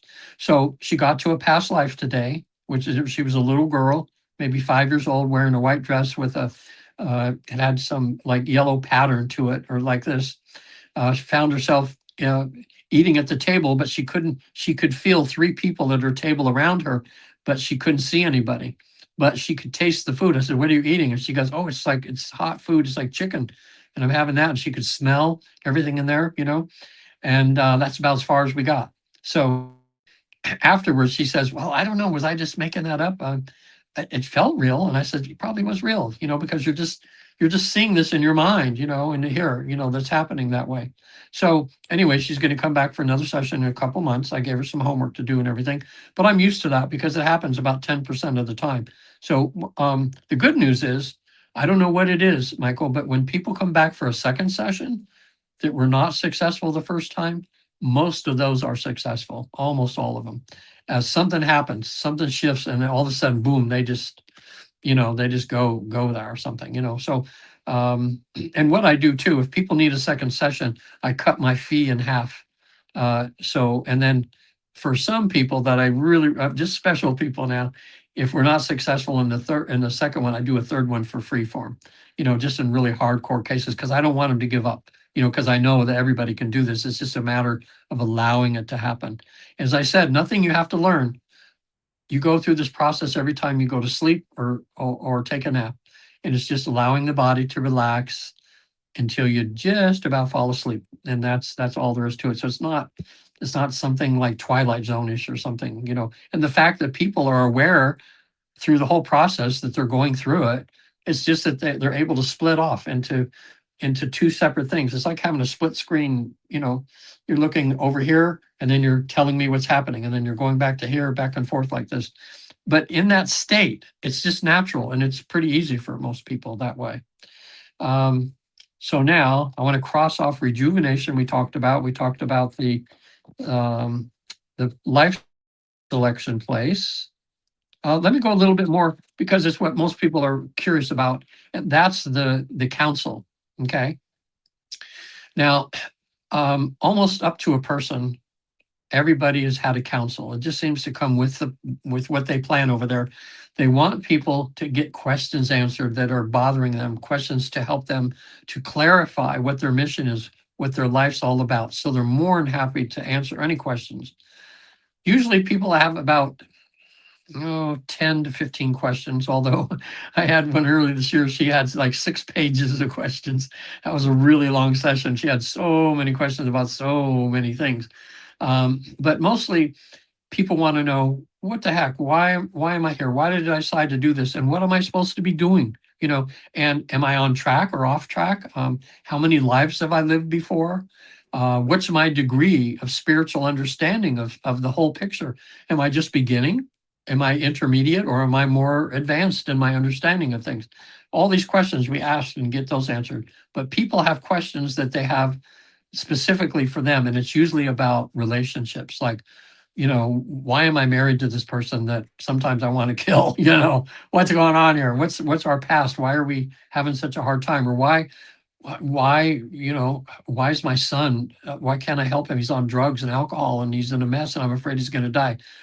Why is that happening? What can I do? Those sort of things. And they'll ask about jobs. Oh, they're really happy. They've given really good advice to people. It's kind of like having a council of the most wise life coaches you can imagine, that have more insight because they know you. Okay. So they can really give you some good advice. Some people are thinking about moving. Now, sometimes, well, I would say 25, 30% of the time. And they'll say, well, we could give you that answer, but we don't want to give you that answer because you need to have the learning of discovering what that answer is for yourself, because that's where the learning comes in. And they go, ah. I had a priest a few weeks ago came to me. I did this the second session. He had a blowout, amazing session. When I say priest, he was a priest for 10 years and he left the priesthood because he realized he needed to be married. He wanted to have a relationship, be married, that just being celibate and being a priest was not working for him. Okay. And he was, good enough to talk. He left on good terms and everything, but in the parish that he was in, he was counseling people all the time and he was seeing relationships and stuff. And he goes, you know what? I think God wants me to have a relationship, not, this, but an amazing man. He had charisma. Oh my gosh, it was amazing. And he flew from West Virginia both times. I'm in California for people out there now. Oh, also too, half of my sessions are done on Zoom. with the same success rate as in person. But some people just want to be person to person. They don't want to do it on Zoom. And if they have the means, I have a lot of people fly in from other countries, from other states, and they want to just do it in person, and they can do it. So anyway, um, he had some amazing philosophical questions to ask Jesus about. And he mainly wanted to find out, why did you have me be a priest if I wasn't going to continue being a priest? And now I'm married, you know.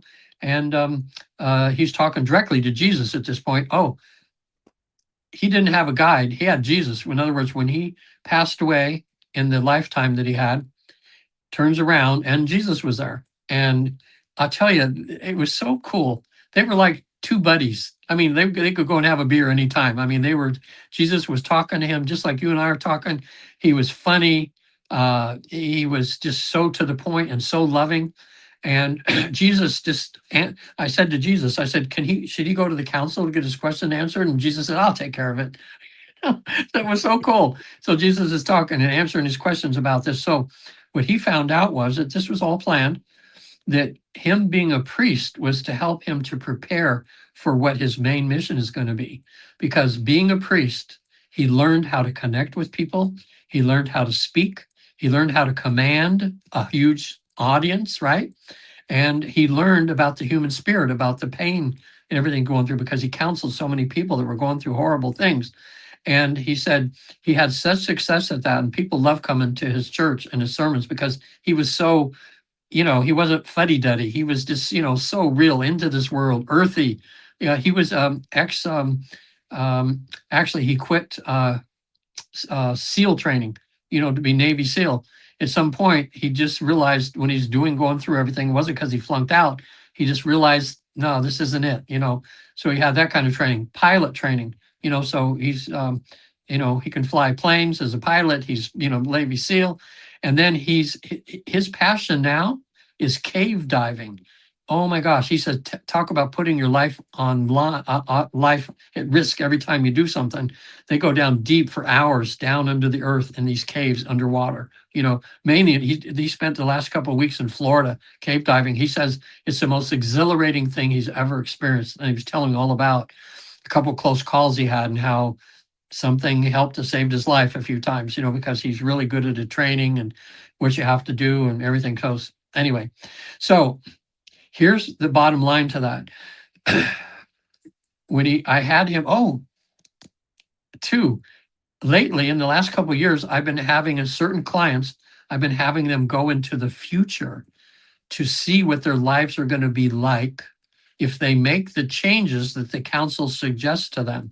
So I want to empower, I want them to see that in their mind, just to give them motivation, because you know how hard it is for people to change, even though they get that and the council tells them some people don't want to do the work. So I asked the council, I'll say, can my client now go into the future a little bit and see what their life could be like if they make these changes they're suggesting? And the council says, sure. So I says, okay, client, you're going to decide how far in the future you go. 1, 2, 3, you're now in the future. And to the man, everybody has said how good it feels, how they feel free, how they feel more connected to things, how their relationships are so beautiful, how they're happy in life, even if they still have issues and stuff they're dealing with. They just love life that way because the council told them what they needed to get that kind of life, that way. So it's possible too, because there's no time and space, as I was mentioning over there. And I'm wondering, these things take so much time to do, and I do maybe 3 sessions a week. And altogether, the sessions are, 4 to 6 hours each. But I spend time preparing, time afterwards, and then there's the time of getting the clients. So I'm pretty much working full time. But in the last week, I spent 2 days. We had a Zoom conference with Michael Newton people from around the world. And there was so much that happened, and I had in my notes to bring up, but I didn't. And I wanted to ask, I said, has anybody pushed this to find out, more things we can find out? Like, can we have a client that's highly hypnotizable, on the other side, and take care of their information, and then say, okay, now we want to do some research here, and you're there, and say, okay, who's the president in 4 years? You know, or what's happened to Trump, eventually, or whatever, or Right.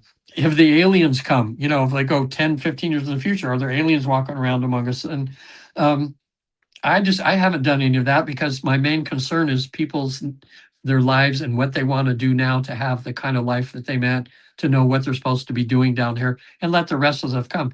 But I don't know, maybe we can solve crimes. Can we talk to a person that died and say, hey, who killed you? And then, okay, give us some information that the police will believe. I can't just say, oh, I just talked to him in heaven and he said that so and so killed me, and you can't do that. But I did have a client that came to me because the official report on their death certificate was suicide by her daughter.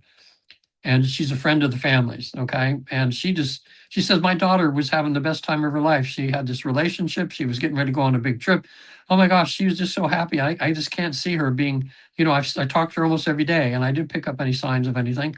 So we get her to the other side. Her daughter shows up, and this is what her daughter says to her mom. She says, Mom, I didn't kill myself, not on purpose. She said, I told my boyfriend that I was breaking up with him. He went and got a gun. He was going to shoot himself. And I tried to grab it away from him and I accidentally shot myself. She said, Mom, that's what happened. She says, don't go talking to him or anything. I'm just fine over here, as you can see. But it was an accident. Oh boy. When she came out of that session, she was so relieved.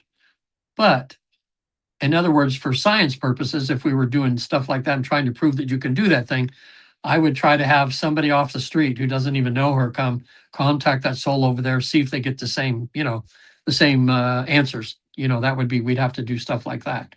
So I don't, this, we're still in the infancy of this. When Michael Newton passed away, he said, you therapists that I've trained now, train more and more people and just keep pushing everything. Find out everything you can do. Find as much as you can about the afterlife. He says, don't get stuck in my protocol. He says, keep expanding it.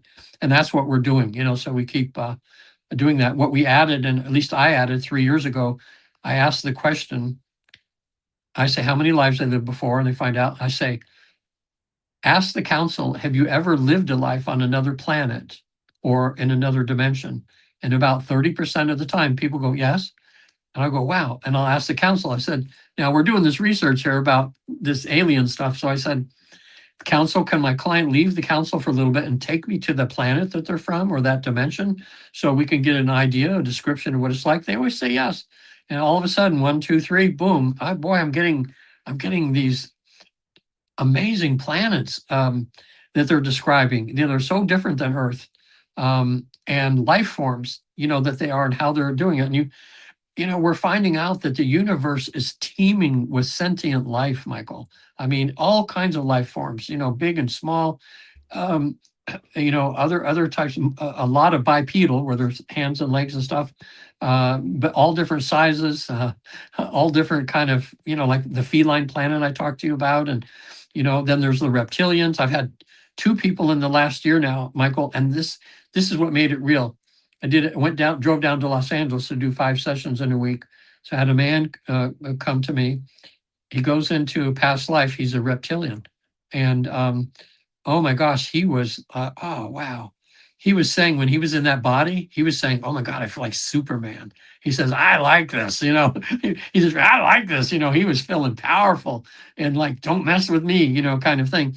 I had him take me to his planet, and the planet, this is the thing about how he found out he's a reptilian. He goes through the tunnel to the past life. I have him put his hands out in front and say, what color's your skin? And his face, I can see his eyes, like he's going, oh my God, I look like a lizard or something. I got like lizard hands. And they're solid, but then they're not solid. And he was looking at like his hands were solid, and then they were like a holograph.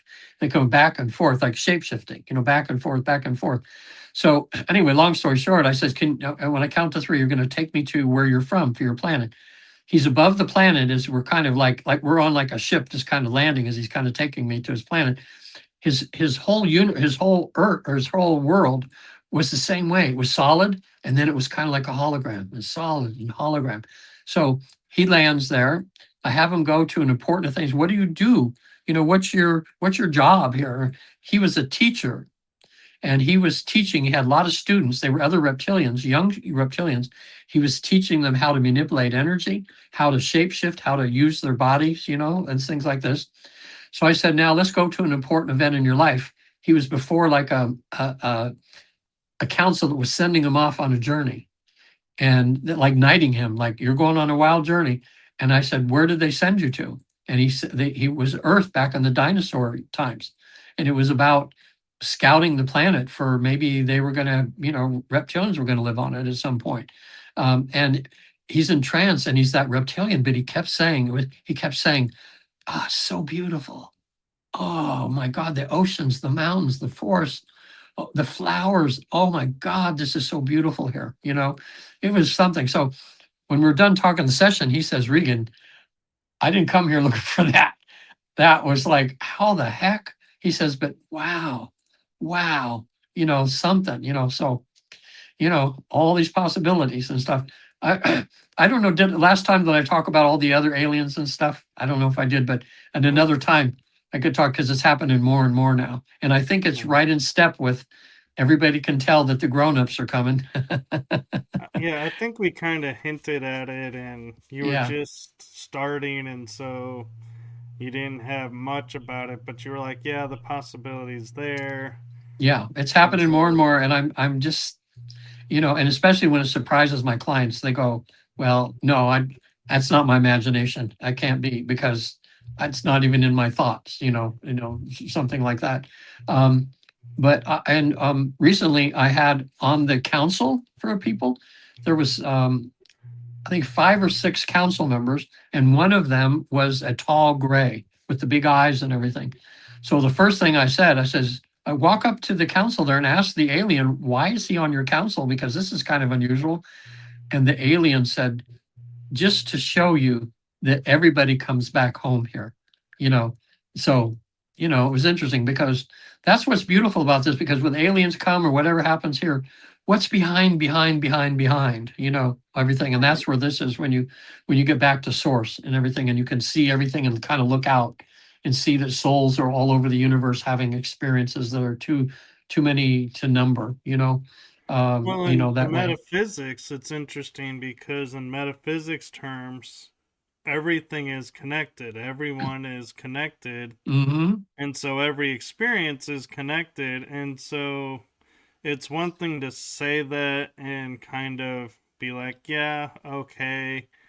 But it's another, like you're saying, when you're sitting in this council and you have humanoids, you have angels, you have Yeah. different species of beings there, and going, we're all coming home. It's like a second validation of, yeah, this Yeah. principle is true. This is And that's the it, Michael. reality. Yeah. Uh-huh. And a number of times without me asking the question, my clients have, I'll ask a question and they'll say, it's almost the same sentence, says, well, I'm part of all this. All this is part of me, you know, kind of thing. And they're in that knowingness, when they're there, So that's interesting. So yeah, I'll because I'm piling these up. So if another 6 months, if I'm back again, if you have me back, we'll talk about the alien thing, because it's getting more and more in the news all the time too. So it'll be more appropriate and everything. But just to let people know that the research is showing that for sure we're not alone, and that we it's time for us to wake up to that, to the bigger picture. Well, and So what's interesting too is a lot of people are channeling information, and a lot of the beings are saying, we're here amongst you. We're already uh-huh. here. Oh, okay. And Yeah. now that your research is showing they're here. Yes. They're interacting. So it's like, yeah, we are experiencing it, but it's like they say, we're only showing up to the select few because they're open to it. And which is kind of along the lines of what you're saying is these people have the awareness of, so they're experiencing it, and the people that don't have the awareness Yeah. aren't. That's true. Um, even if the aliens come down and they have a press conference and bring them out that way, there are still going to be a lot of people that still won't believe it. They'll say, "Oh, that's all AI," because if they're not ready yet They just won't, but a lot of people, and okay, here's what my understanding now is there's a shift going on in the world, and us as a species are having the opportunity to choose. Are we ready to go to a higher vibration, a higher frequency, or do we want to stay where we're at? And from what I understand, that the people that aren't ready yet will just stay, but it's almost like an Earth there'll be like a second Earth. We won't even, it's not like you'll notice it, but it's like you'll be part of the same Earth, but you won't be part of their experiences. You won't be part of all the negativity and all of that, but you'll be in a higher viewpoint that has more love and kindness. Some of these concepts I still don't quite grasp, but I know that they're there and I can feel, that this is kind of happening. So in a sense, it's like we're getting to choose, do we want to go towards the light, or do we want light and love, or do we want to go down the rabbit hole of fear and negativity? Fear is that's the big thing holding people back from ascending, is just fear about so many things. um so I had the thought, and it was about when we were talking about so there's a book people can get out there called, I think it's called The Four Waves of the Volunteers. It's a Dolores Cannon book.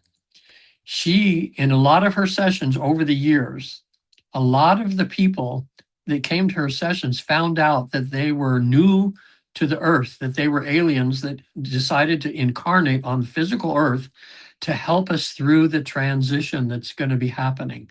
And a lot of them have a really hard time being on earth. They did not realize how thick it is here, how dense it is. And they get into these human bodies and they have a lot of sicknesses sometimes. They feel like they don't belong. They feel like they're outsiders. And then in the sessions, they realize that they came down here as a volunteer to be in a human body because they can influence change by being human rather than looking like an alien. So they've come into the human body to have human experience. And through their awareness that they bring with them, one, Michael, or actually the latest one, because that's happened to me a number of times now too. And so my friend said, well, what am I supposed to do? Am I supposed to go on TV and talk about this? I said, no, it's just the energy. It's the energy that you have. It's like who you are, and adding that positive energy to the pool of positive energy is what you just need to do. So all they needed to do is be here and hold space, a good positive space. I'm going to plug my phone in here because it's about ready to die. So yeah, so that's one way. I mean, we can have aliens and alien bodies coming here now, but and I've been hearing from, well, like Bashar. I don't know if you ever listened to Bashar at all. Yes, He's I've on a, heard of him. oh boy, if you could get him on your podcast, you should email him and see, because he's the number top one guy right now that's on all these podcasts. This is an alien that's been channeling through Daryl Anka, who's the brother of Paul Anka, the famous singer, for over 40 years. And his name is Daryl Anka. If you look him up, Daryl Anka, A-N-K-A. But Bashar, B-A-S-H-A-R, he's got stuff all out, and he's even Daryl Anka's wearing the t-shirt about disclosure 2026, 2027. And he's when Bashar talks through Daryl Anka goes into trance, and Bashar comes out and talks. And you think you're talking to Jesus, or that is there. He has so much love. He's talking about how we were formed by, he says the aliens came down, a bunch of them, and he says we have strands of DNA in us of at least 15 or maybe more alien races that are in our DNA that we have. So in a sense, we're all aliens. We're transforming, and he purports to be from the future Earth, actually. And but everything he says, it rings like he's some kind of guru, he knows so much about love. He knows why we're going through what we're going through, what the fears are that we're having. He's really exciting to listen to. And he's doing these huge conferences now with thousands of people, like in Sedona, different places now. And people are starting to be prepared, as he says now. He says the first aliens that you see are going to be more look like you, okay, because it's not going to scare people. But he says we're doing the drip approach right now, and he says we're bringing our ships in where more people are seeing them, then disappearing, bringing them in, disappearing, and just getting people used to us, because it takes time. You don't want people, coming out with And people have asked him, well, what about if people try to shoot your things down? He goes, we're not worried about that. We can deal with that, no big deal. But he says, we've been doing this for thousands of years, slowly preparing the planet. And we've been here, aliens have been on this planet for forever, around us, through us, all through ancient history. That's why you see all these drawings and stuff of spaceships and beings, that's kind of thing on these cave drawings and things. So they've been here forever, and they've been slowly nurturing us along, allowing us for our consciousness to rise to the point where now we're ready to graduate from here to realize we are part of a community, okay? Part of a loving community. And they'll tell you there are bad aliens too, but most of them are good, just like people. You know what? 90% of people are awesome and 10% cause all the havoc in the world. And right now, they have pretty much control of the negative aliens. So I'm not going to have to worry about them. We got them in check, whatever. But they say all they're here for is to help us to raise our awareness, to help us to become healthier people by giving us things, by giving us technology that's going to help us evolve. And they say, even someone asked Bashar the other day, is AI involved in it? He says, oh my gosh, he says, AI is about half of who we are. AI is helping them and do all the things that they're capable of doing. Anyway, kind of off the subject a little bit, but it's very interesting. If they are coming, it's going to prepare. Everybody's got to be prepared, because it's going to shift things in the way we look at God, the religion, everything, like that. And there's going to be good and bad. Now, I've heard this from other sources too. They say it's like we're in the rapids right now. It's like going down the Colorado River, and we've hit the rapids, and man, he says, just hang in there, hold on tight. Some of people are going to fall in and drown, unfortunately, because they can't handle the rapids, but you're going to get through to the other side where it's going to be a calm, beautiful lake. Okay. But it's going to take some time, in that way. So now maybe the last thing, why don't because we talked about the council. And there's people, if they want to have questions about the council or more like that, they can always go to my website, which you have right in front of you there. It's your published. People get a hold of me. I'm happy to talk to people. They don't have to book a session. I never talk anybody into having a session. You just don't do that. That would be a sin in a way to do that. You don't push people. All I do is give them the information, and I tell people, you're going to feel it. If you're supposed to have a session, there'll be something burning in you right now that's saying, I got to find out more about this, or let me dig into this more. So I've had people that have listened to me on podcasts 3 or 4 years ago, and they're now calling me and says, okay, I wasn't ready then, but I am now. Are you still alive, Regan? Yeah, I'm 76 now. So I say, all right, I'll be around for a while, but they told me I've got to start eating better. And that'll keep me around for a while. They said my diet's pretty good, but they said I need to make some improvements. So, I'm working on that right now.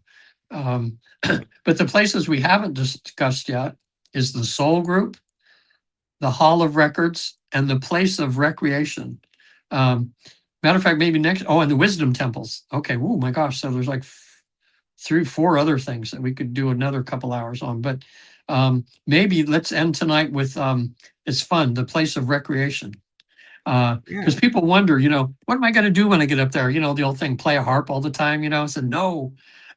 What we found out, when you get to the other side, you'll make a choice of whether you want to come back and do some more down here, or go to another planet, or do whatever. You get to make the decisions. The souls always make their decisions, but there's usually council members or guides that are giving you counseling about what possibly would be the best choice.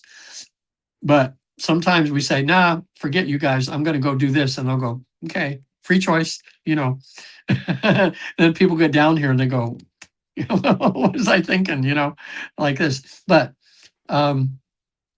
people on the other side, there's thousands and thousands of jobs on the other side, people working behind the curtain, that don't even, there's a lot of souls that God created that have never even incarnated at all. They don't need to, they're working behind the scenes doing things. We've had people, when we've asked them in the afterlife what they're doing, and some of them have been, the ones I remember recently was they were working on on on producing other planets, on manufacturing other planets, and this one guy was in charge of mixing the minerals that planet needed for what the life forms were going to be on it. And he was going, oh, scoofed, that's not working. And, he was finding out them getting the thing. So souls actually help create planets, like worker bees. Everybody's behind the scenes doing what they can to propel, to help make God better in a way, so, a lot of souls have advanced enough where they don't incarnate again, but they become guides or council members, because they're trying to, it's like as they evolve, then you help whoever's lower than them in understanding of things, then you kind of counsel those people, so some people are that way. Now, some people, there's like angels that have never incarnated before. There's lots to do over there. But so what do they do for fun over there? So I've had people in comedy clubs.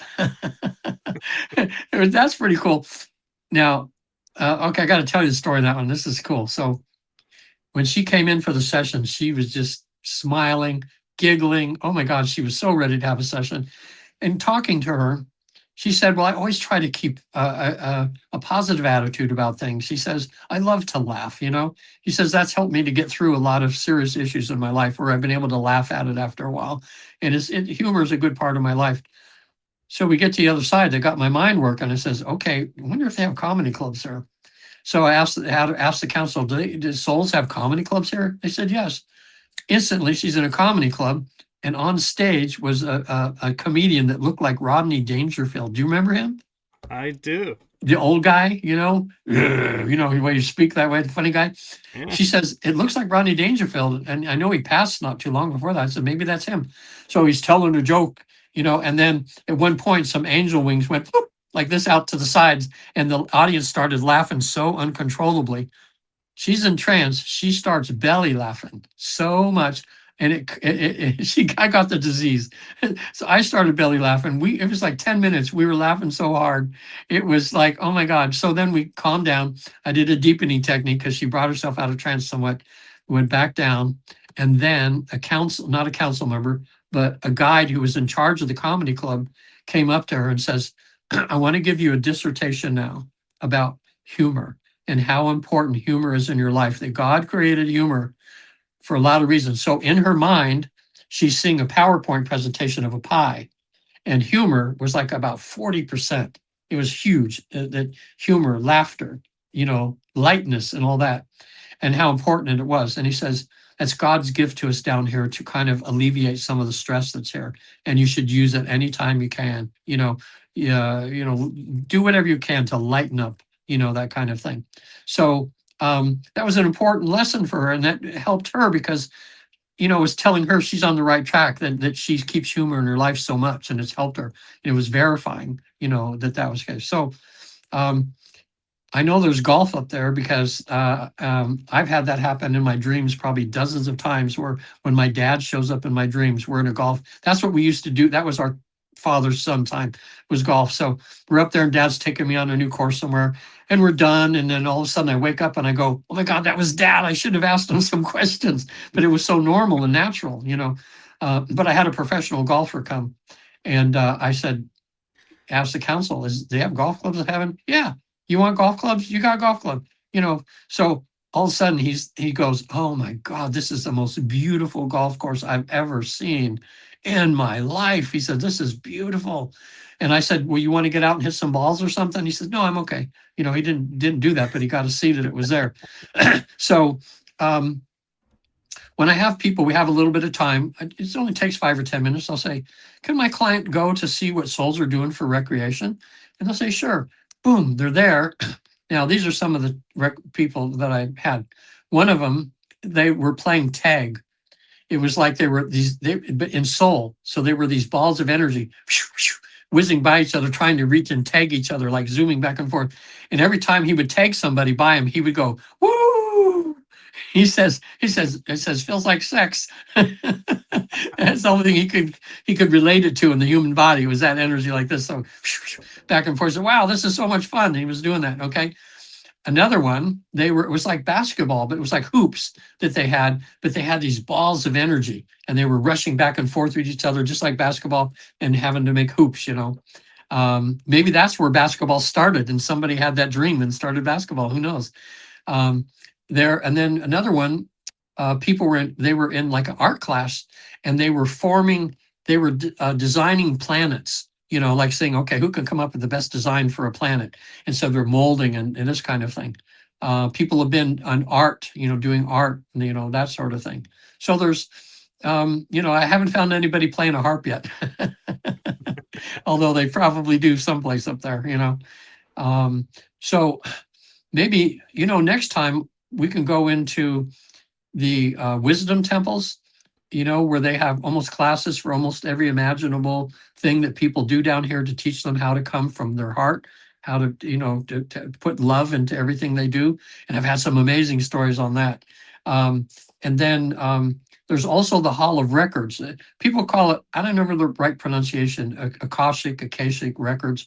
In other words, people, sometimes the mediums will say, well, I'm going to go to the records, Akashic records, and I'm going to pull out something about your life. People they're not too much interested in that a lot of times because this is other stuff is that. But sometimes when they go there and the thing is about the Hall of Records, they almost all identify it almost the same way. The same with the council. What I do in research, I'll say, okay, now you're at the council. First thing I'm going to ask you, do you feel like you're standing on a solid surface? Most of the time they go, yeah. I says, look down and tell me what's the surface. And they'll say marble. And then I'll go, okay, you're there, because that's almost everybody says that.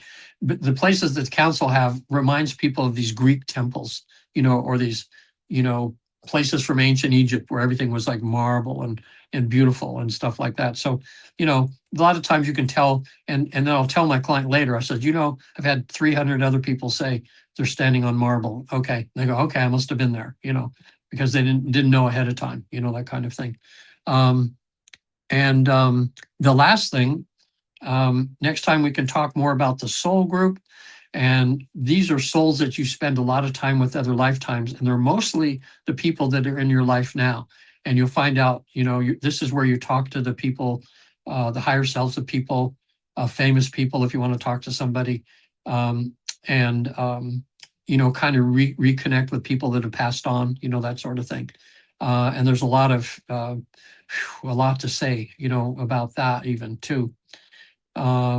So yeah, like I say, and we just by the next time I'm on next time, we'll probably have a lot of other stuff to have because I've getting so excited about doing these sessions now because it seems things are shifting into high gear right now. With the different sessions and they're getting deeper into things and more healing is happening. And we're discovering more little trinkets, of knowledge and stuff over there. No, and I greatly appreciate you sharing this with us because what I find interesting is a lot of thoughts that I have about certain things seem to be validated in a way from your stories and what you're relaying. And so it's like, wow, okay, that's really cool.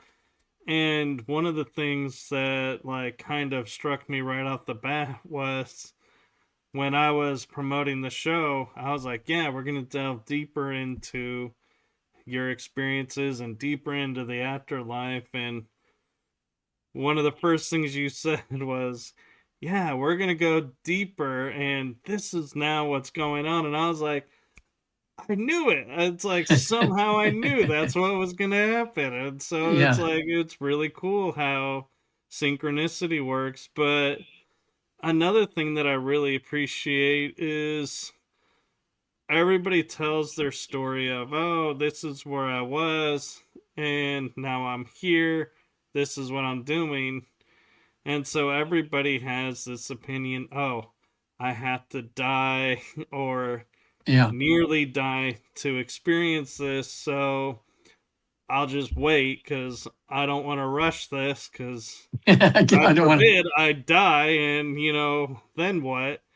Yeah. And that was another thing that I was sharing with people in promoting this episode was here is a way to go into the afterlife without the trauma of Yeah, dying.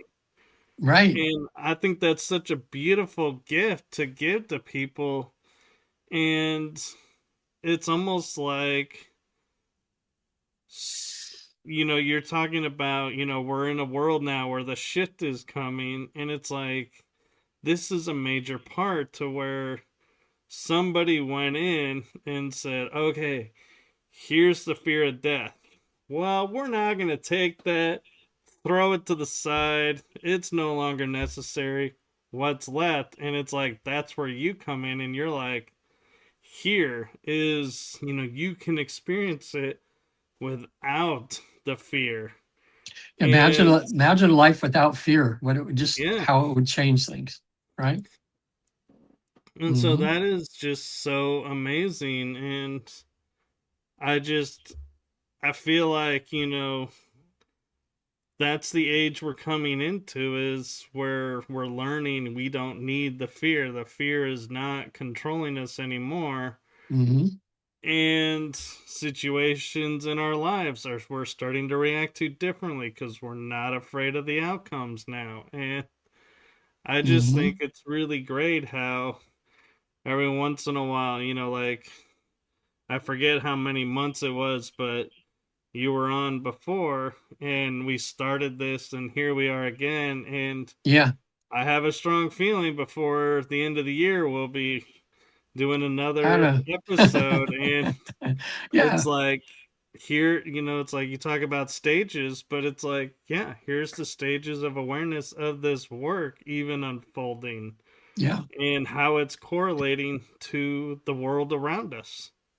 I know. It's like, and yeah, you make this so easy, Michael. It's like we're just sitting in a living room having a man-to-man conversation about stuff, and we're talking about stuff instead of football or something. We're talking about really important things here. So no longer do people have to almost die to be able to experience what it's like in the afterlife. All they have to do is lay down, listen to my voice, and just kind of relax. They get right, just about they're falling asleep, and then boom, then the door opens up and you have hours of poking around over there, and seeing what's happening. And just to remind people too listening, if they want to have a session, there's Visit the Afterlife. You have it right there. But on the contact page, you just say, "Hey, I heard you on Michael's show, and can we talk for a little bit?" I love just talking to people like we're talking and whatever. Like most people that call in usually want to book a session. They're already kind of, yeah, I got to do this. But I tell them how to prepare about the homework and everything. And then they decide if they want to do it on Zoom, like if they're in another country or in the United States, anywhere, um, in the privacy of their own space, like in their own bedroom where they feel relaxed and calm. A lot of people like doing the Zoom because they don't have to travel. They're not in a unfamiliar place, and they can just lay there and just relax. All they have to do is be able to hear and see them, which nowadays is a piece of cake. Technology is so good right now. It's rare that any of us are experiencing where we lose. Oh, and by the way, if somehow there was a thunderstorm and the internet went out, you won't be stuck in zombie land or whatever. You'll wake up just like you do when you come out of a nap, and you'll be you come back to your senses. So because some people think, well, what happens if that happens? Am I going to be stuck in limbo somewhere forever? And I said, nope, you're okay. And Yeah, that or way. God forbid, power goes out and the computer goes out because it's plugged in and no longer getting fed power. And it's like, uh-oh. I did What? have last month, and somebody I forgot to tell them make sure you have your laptop plugged in so it doesn't run out of battery, and ran out of battery. So I just waited by the phone. An hour later, he calls and he goes, "Oh, I guess I goofed. I just fell asleep, and and if we just hooked it back up and started again. So that's good. Um, Also, too, on my website, lots of good videos on there. But I also want to mention too, I'm a regular clinical hypnotherapist, certified in that, and I do help people too. On my website, there's a tab for traditional hypnotherapy, and some people aren't ready to go to the afterlife yet, but they want to work on traumas or fears, phobias. They want to change habits in this life. Okay, so they'll call me, and then we'll do traditional therapy. And even in that therapy, it's becoming traditional now, but 20 years ago, it was woo woo because all the stuff I use that gets people through their issues and problems really, really fast. Instead of taking years of talking therapy, I use energy psychology. We could even do another show on this sometime because it's so, so powerful. People that have severe traumas, I've had people that on a scale of 1 to 10 are pinging at a 10. Their trauma is so bad. And in one session, they're down to like a 2 or a 1. I mean, it's almost like a miracle happens and it doesn't come back again. It's all about balancing their body's energy that's in the body that's disrupted. And that disruption causes this when they think about something, fears and phobias and traumas. Once you go into the body and you take that energy and get it back to where it's supposed to be, people just calm down and they're all of a sudden they can still remember their thing that happened, but they're not doing this anymore because that energy was in the wrong place. So on my website, there's videos they can watch. You can see 4 servicemen and they're like this with such huge, horrible trauma. And in 4 days, they're talking like we're talking and they can't believe it. And it stays that way because they test them later. So that's like a miracle to me too. So God's given us better ways of taking care of just our regular traumas. And now he's opened up this so we can go deeper, even, deeper into why we have our traumas, get more of a deep cleanse, cleaning, healing that way too. So, Yes.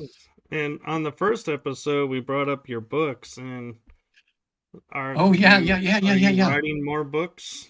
Well, I'm in the middle of another one now but it keeps changing because every time I get a chapter done, more stuff happens, and I go, now I got to change that, So we'll see what happens. But anybody listening to the show, I'm decided I'll be happy to give away. If they go to my website and on the contact page, say, look, I was on listen to Michael's podcast, and you said you give away 2 free books, and I do their ebook versions. But anybody that asks, they don't have to book a session or anything. They just want the books to read. And believe I sent you the books, didn't I? Yes, you did. So I Yeah, can attest he does deliver. yeah. Okay. So sometimes it takes me a few days, but I do as fast as I can. I get them out to everybody. One is called 3 Hours, 33 Minutes in Heaven. That's about my experience on the other side, which in another session, I can even tell you more about that. We didn't get into that tonight. But the second book is called Reincarnation is Real. And it's about the current research around the world being done on reincarnation. And it's a real fun, easy book to go through because you'll read some and you click on a link and it takes you to a YouTube video that's talking about the same thing back and forth. So it's really kind of entertaining in a way that way. But I used to sell them like when I was on Coast to Coast, like 3 times, and I'd sell like 100 books like overnight, each time. And I just decided, I'm financially stable in my life right now. And when I give the books to you, you can email them to anybody you want. So just free, just pass them on to whoever you want because I want people to know about this process because whether it's me or you could go to the Newton Institute site, there's 200 or 260 something on there now listed. You might have someone in your area that can do a session for you. Although, we're in 45 countries, so we're still spread pretty thin, that way. But, that's one thing people can do too. But I'd be happy to help them if they feel I'm the guy or get someone from the Newton Institute. The main thing is if they're supposed to have this, we want to be available to help people, shift their lives into a better place. Yes, and thank you for that. And um I do know, go do check out the website. The website is very actually user friendly and is really easy to use, and Yeah. I kind of appreciated that because a lot of times you go there and they're like, "Oh, you gotta click this," and And nothing here's happens. this, and you're like, "Well, where is this that I'm supposed to click?" And they're like, "Oh yeah, you need to click this, and then you're gonna see this link, and then this link," and it's like, forget it. By the time I figure it out, it's like I've already changed my mind. Yeah, I know But it. Me too. Yeah, it's pretty straightforward. And I had it designed that way where it's pretty easy to navigate. There's one tab on there that's just about past life regression because some people they go, well, I don't know about this. I'm kind of scared. Can we just start simple and just see if I can go to a past life first and see if this will work? And that's what ended up today. We were just going to get her to a past life, which we kind of did, but we needed another session to get even better. But generally speaking, that's a piece of cake. Those sessions last about 2 or 3 hours. the life between lives, you do go to a past life, that, so it includes a past life regression, and then you go to the in between lives, where you go in between lives. So it's just more involved and a little bit longer that way. So happy to help anybody. Somebody sees this now, or if you're watching this, you could watch this 10 years from now because it's on the internet. And Yeah. if I'm not around in 10 years, I will be, I think. If I can hear and see you. I'm just thinking. Anyway, if I'm not around, you can go to the Newton Institute, because they're planning on being, for the next millennia, having people do this, keep training people. And, we can help you to have this experience. Okay. Yes. And so I want to leave you with the message, and that is from my heart and the heart of my shows to you.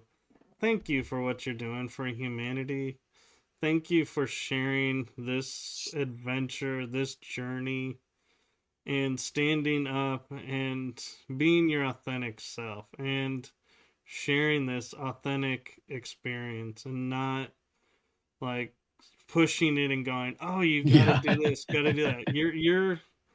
You're really authentic and humble about it. And that to me is amazing, because I would be like, oh my God, you got to do this. You got, look at where you could go and how much benefit. It's like, but yet you're grounded.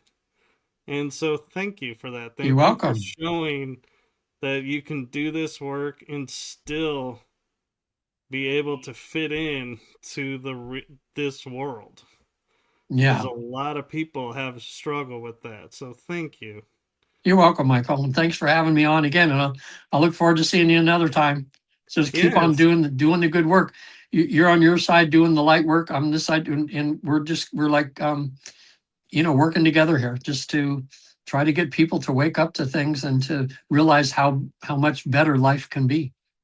Yes, and another thing I'll say in transparency of the synchronicities, and I love how these are starting to unfold, is I was looking at my schedule and I was like, I haven't really talked about this topic for a little while. Maybe, and next thing I know, I get a message and it's Regan saying, "Hey, can I come on your show?" And I'm like, perfect. Yeah. So Perfect. Perfect. I love how the universe works. It Me brings too. the timing to where it needs to be. It's amazing for sure. All right. So, Till next time. yes, so thank you. And do go and check out his site and do follow my shows, because as you can see, guests pop in and they come on the show. So if you want to catch the next episode, you better follow along so that you'll see the alerts. Okay. And blessings to everyone. And just remember, I'm going to kind of put a little bit of words into what Regan was saying, but always know there's hope, and always know we are not alone. So keep Not that alone. hope alive, and you will be able to overcome everything. So, with that, I'm going to say good night, everyone, and we'll see you on the next episode. See ya. Where we go? There. See you all later. Bye now. Bye, Michael. Bye bye. Thank you again. You're welcome.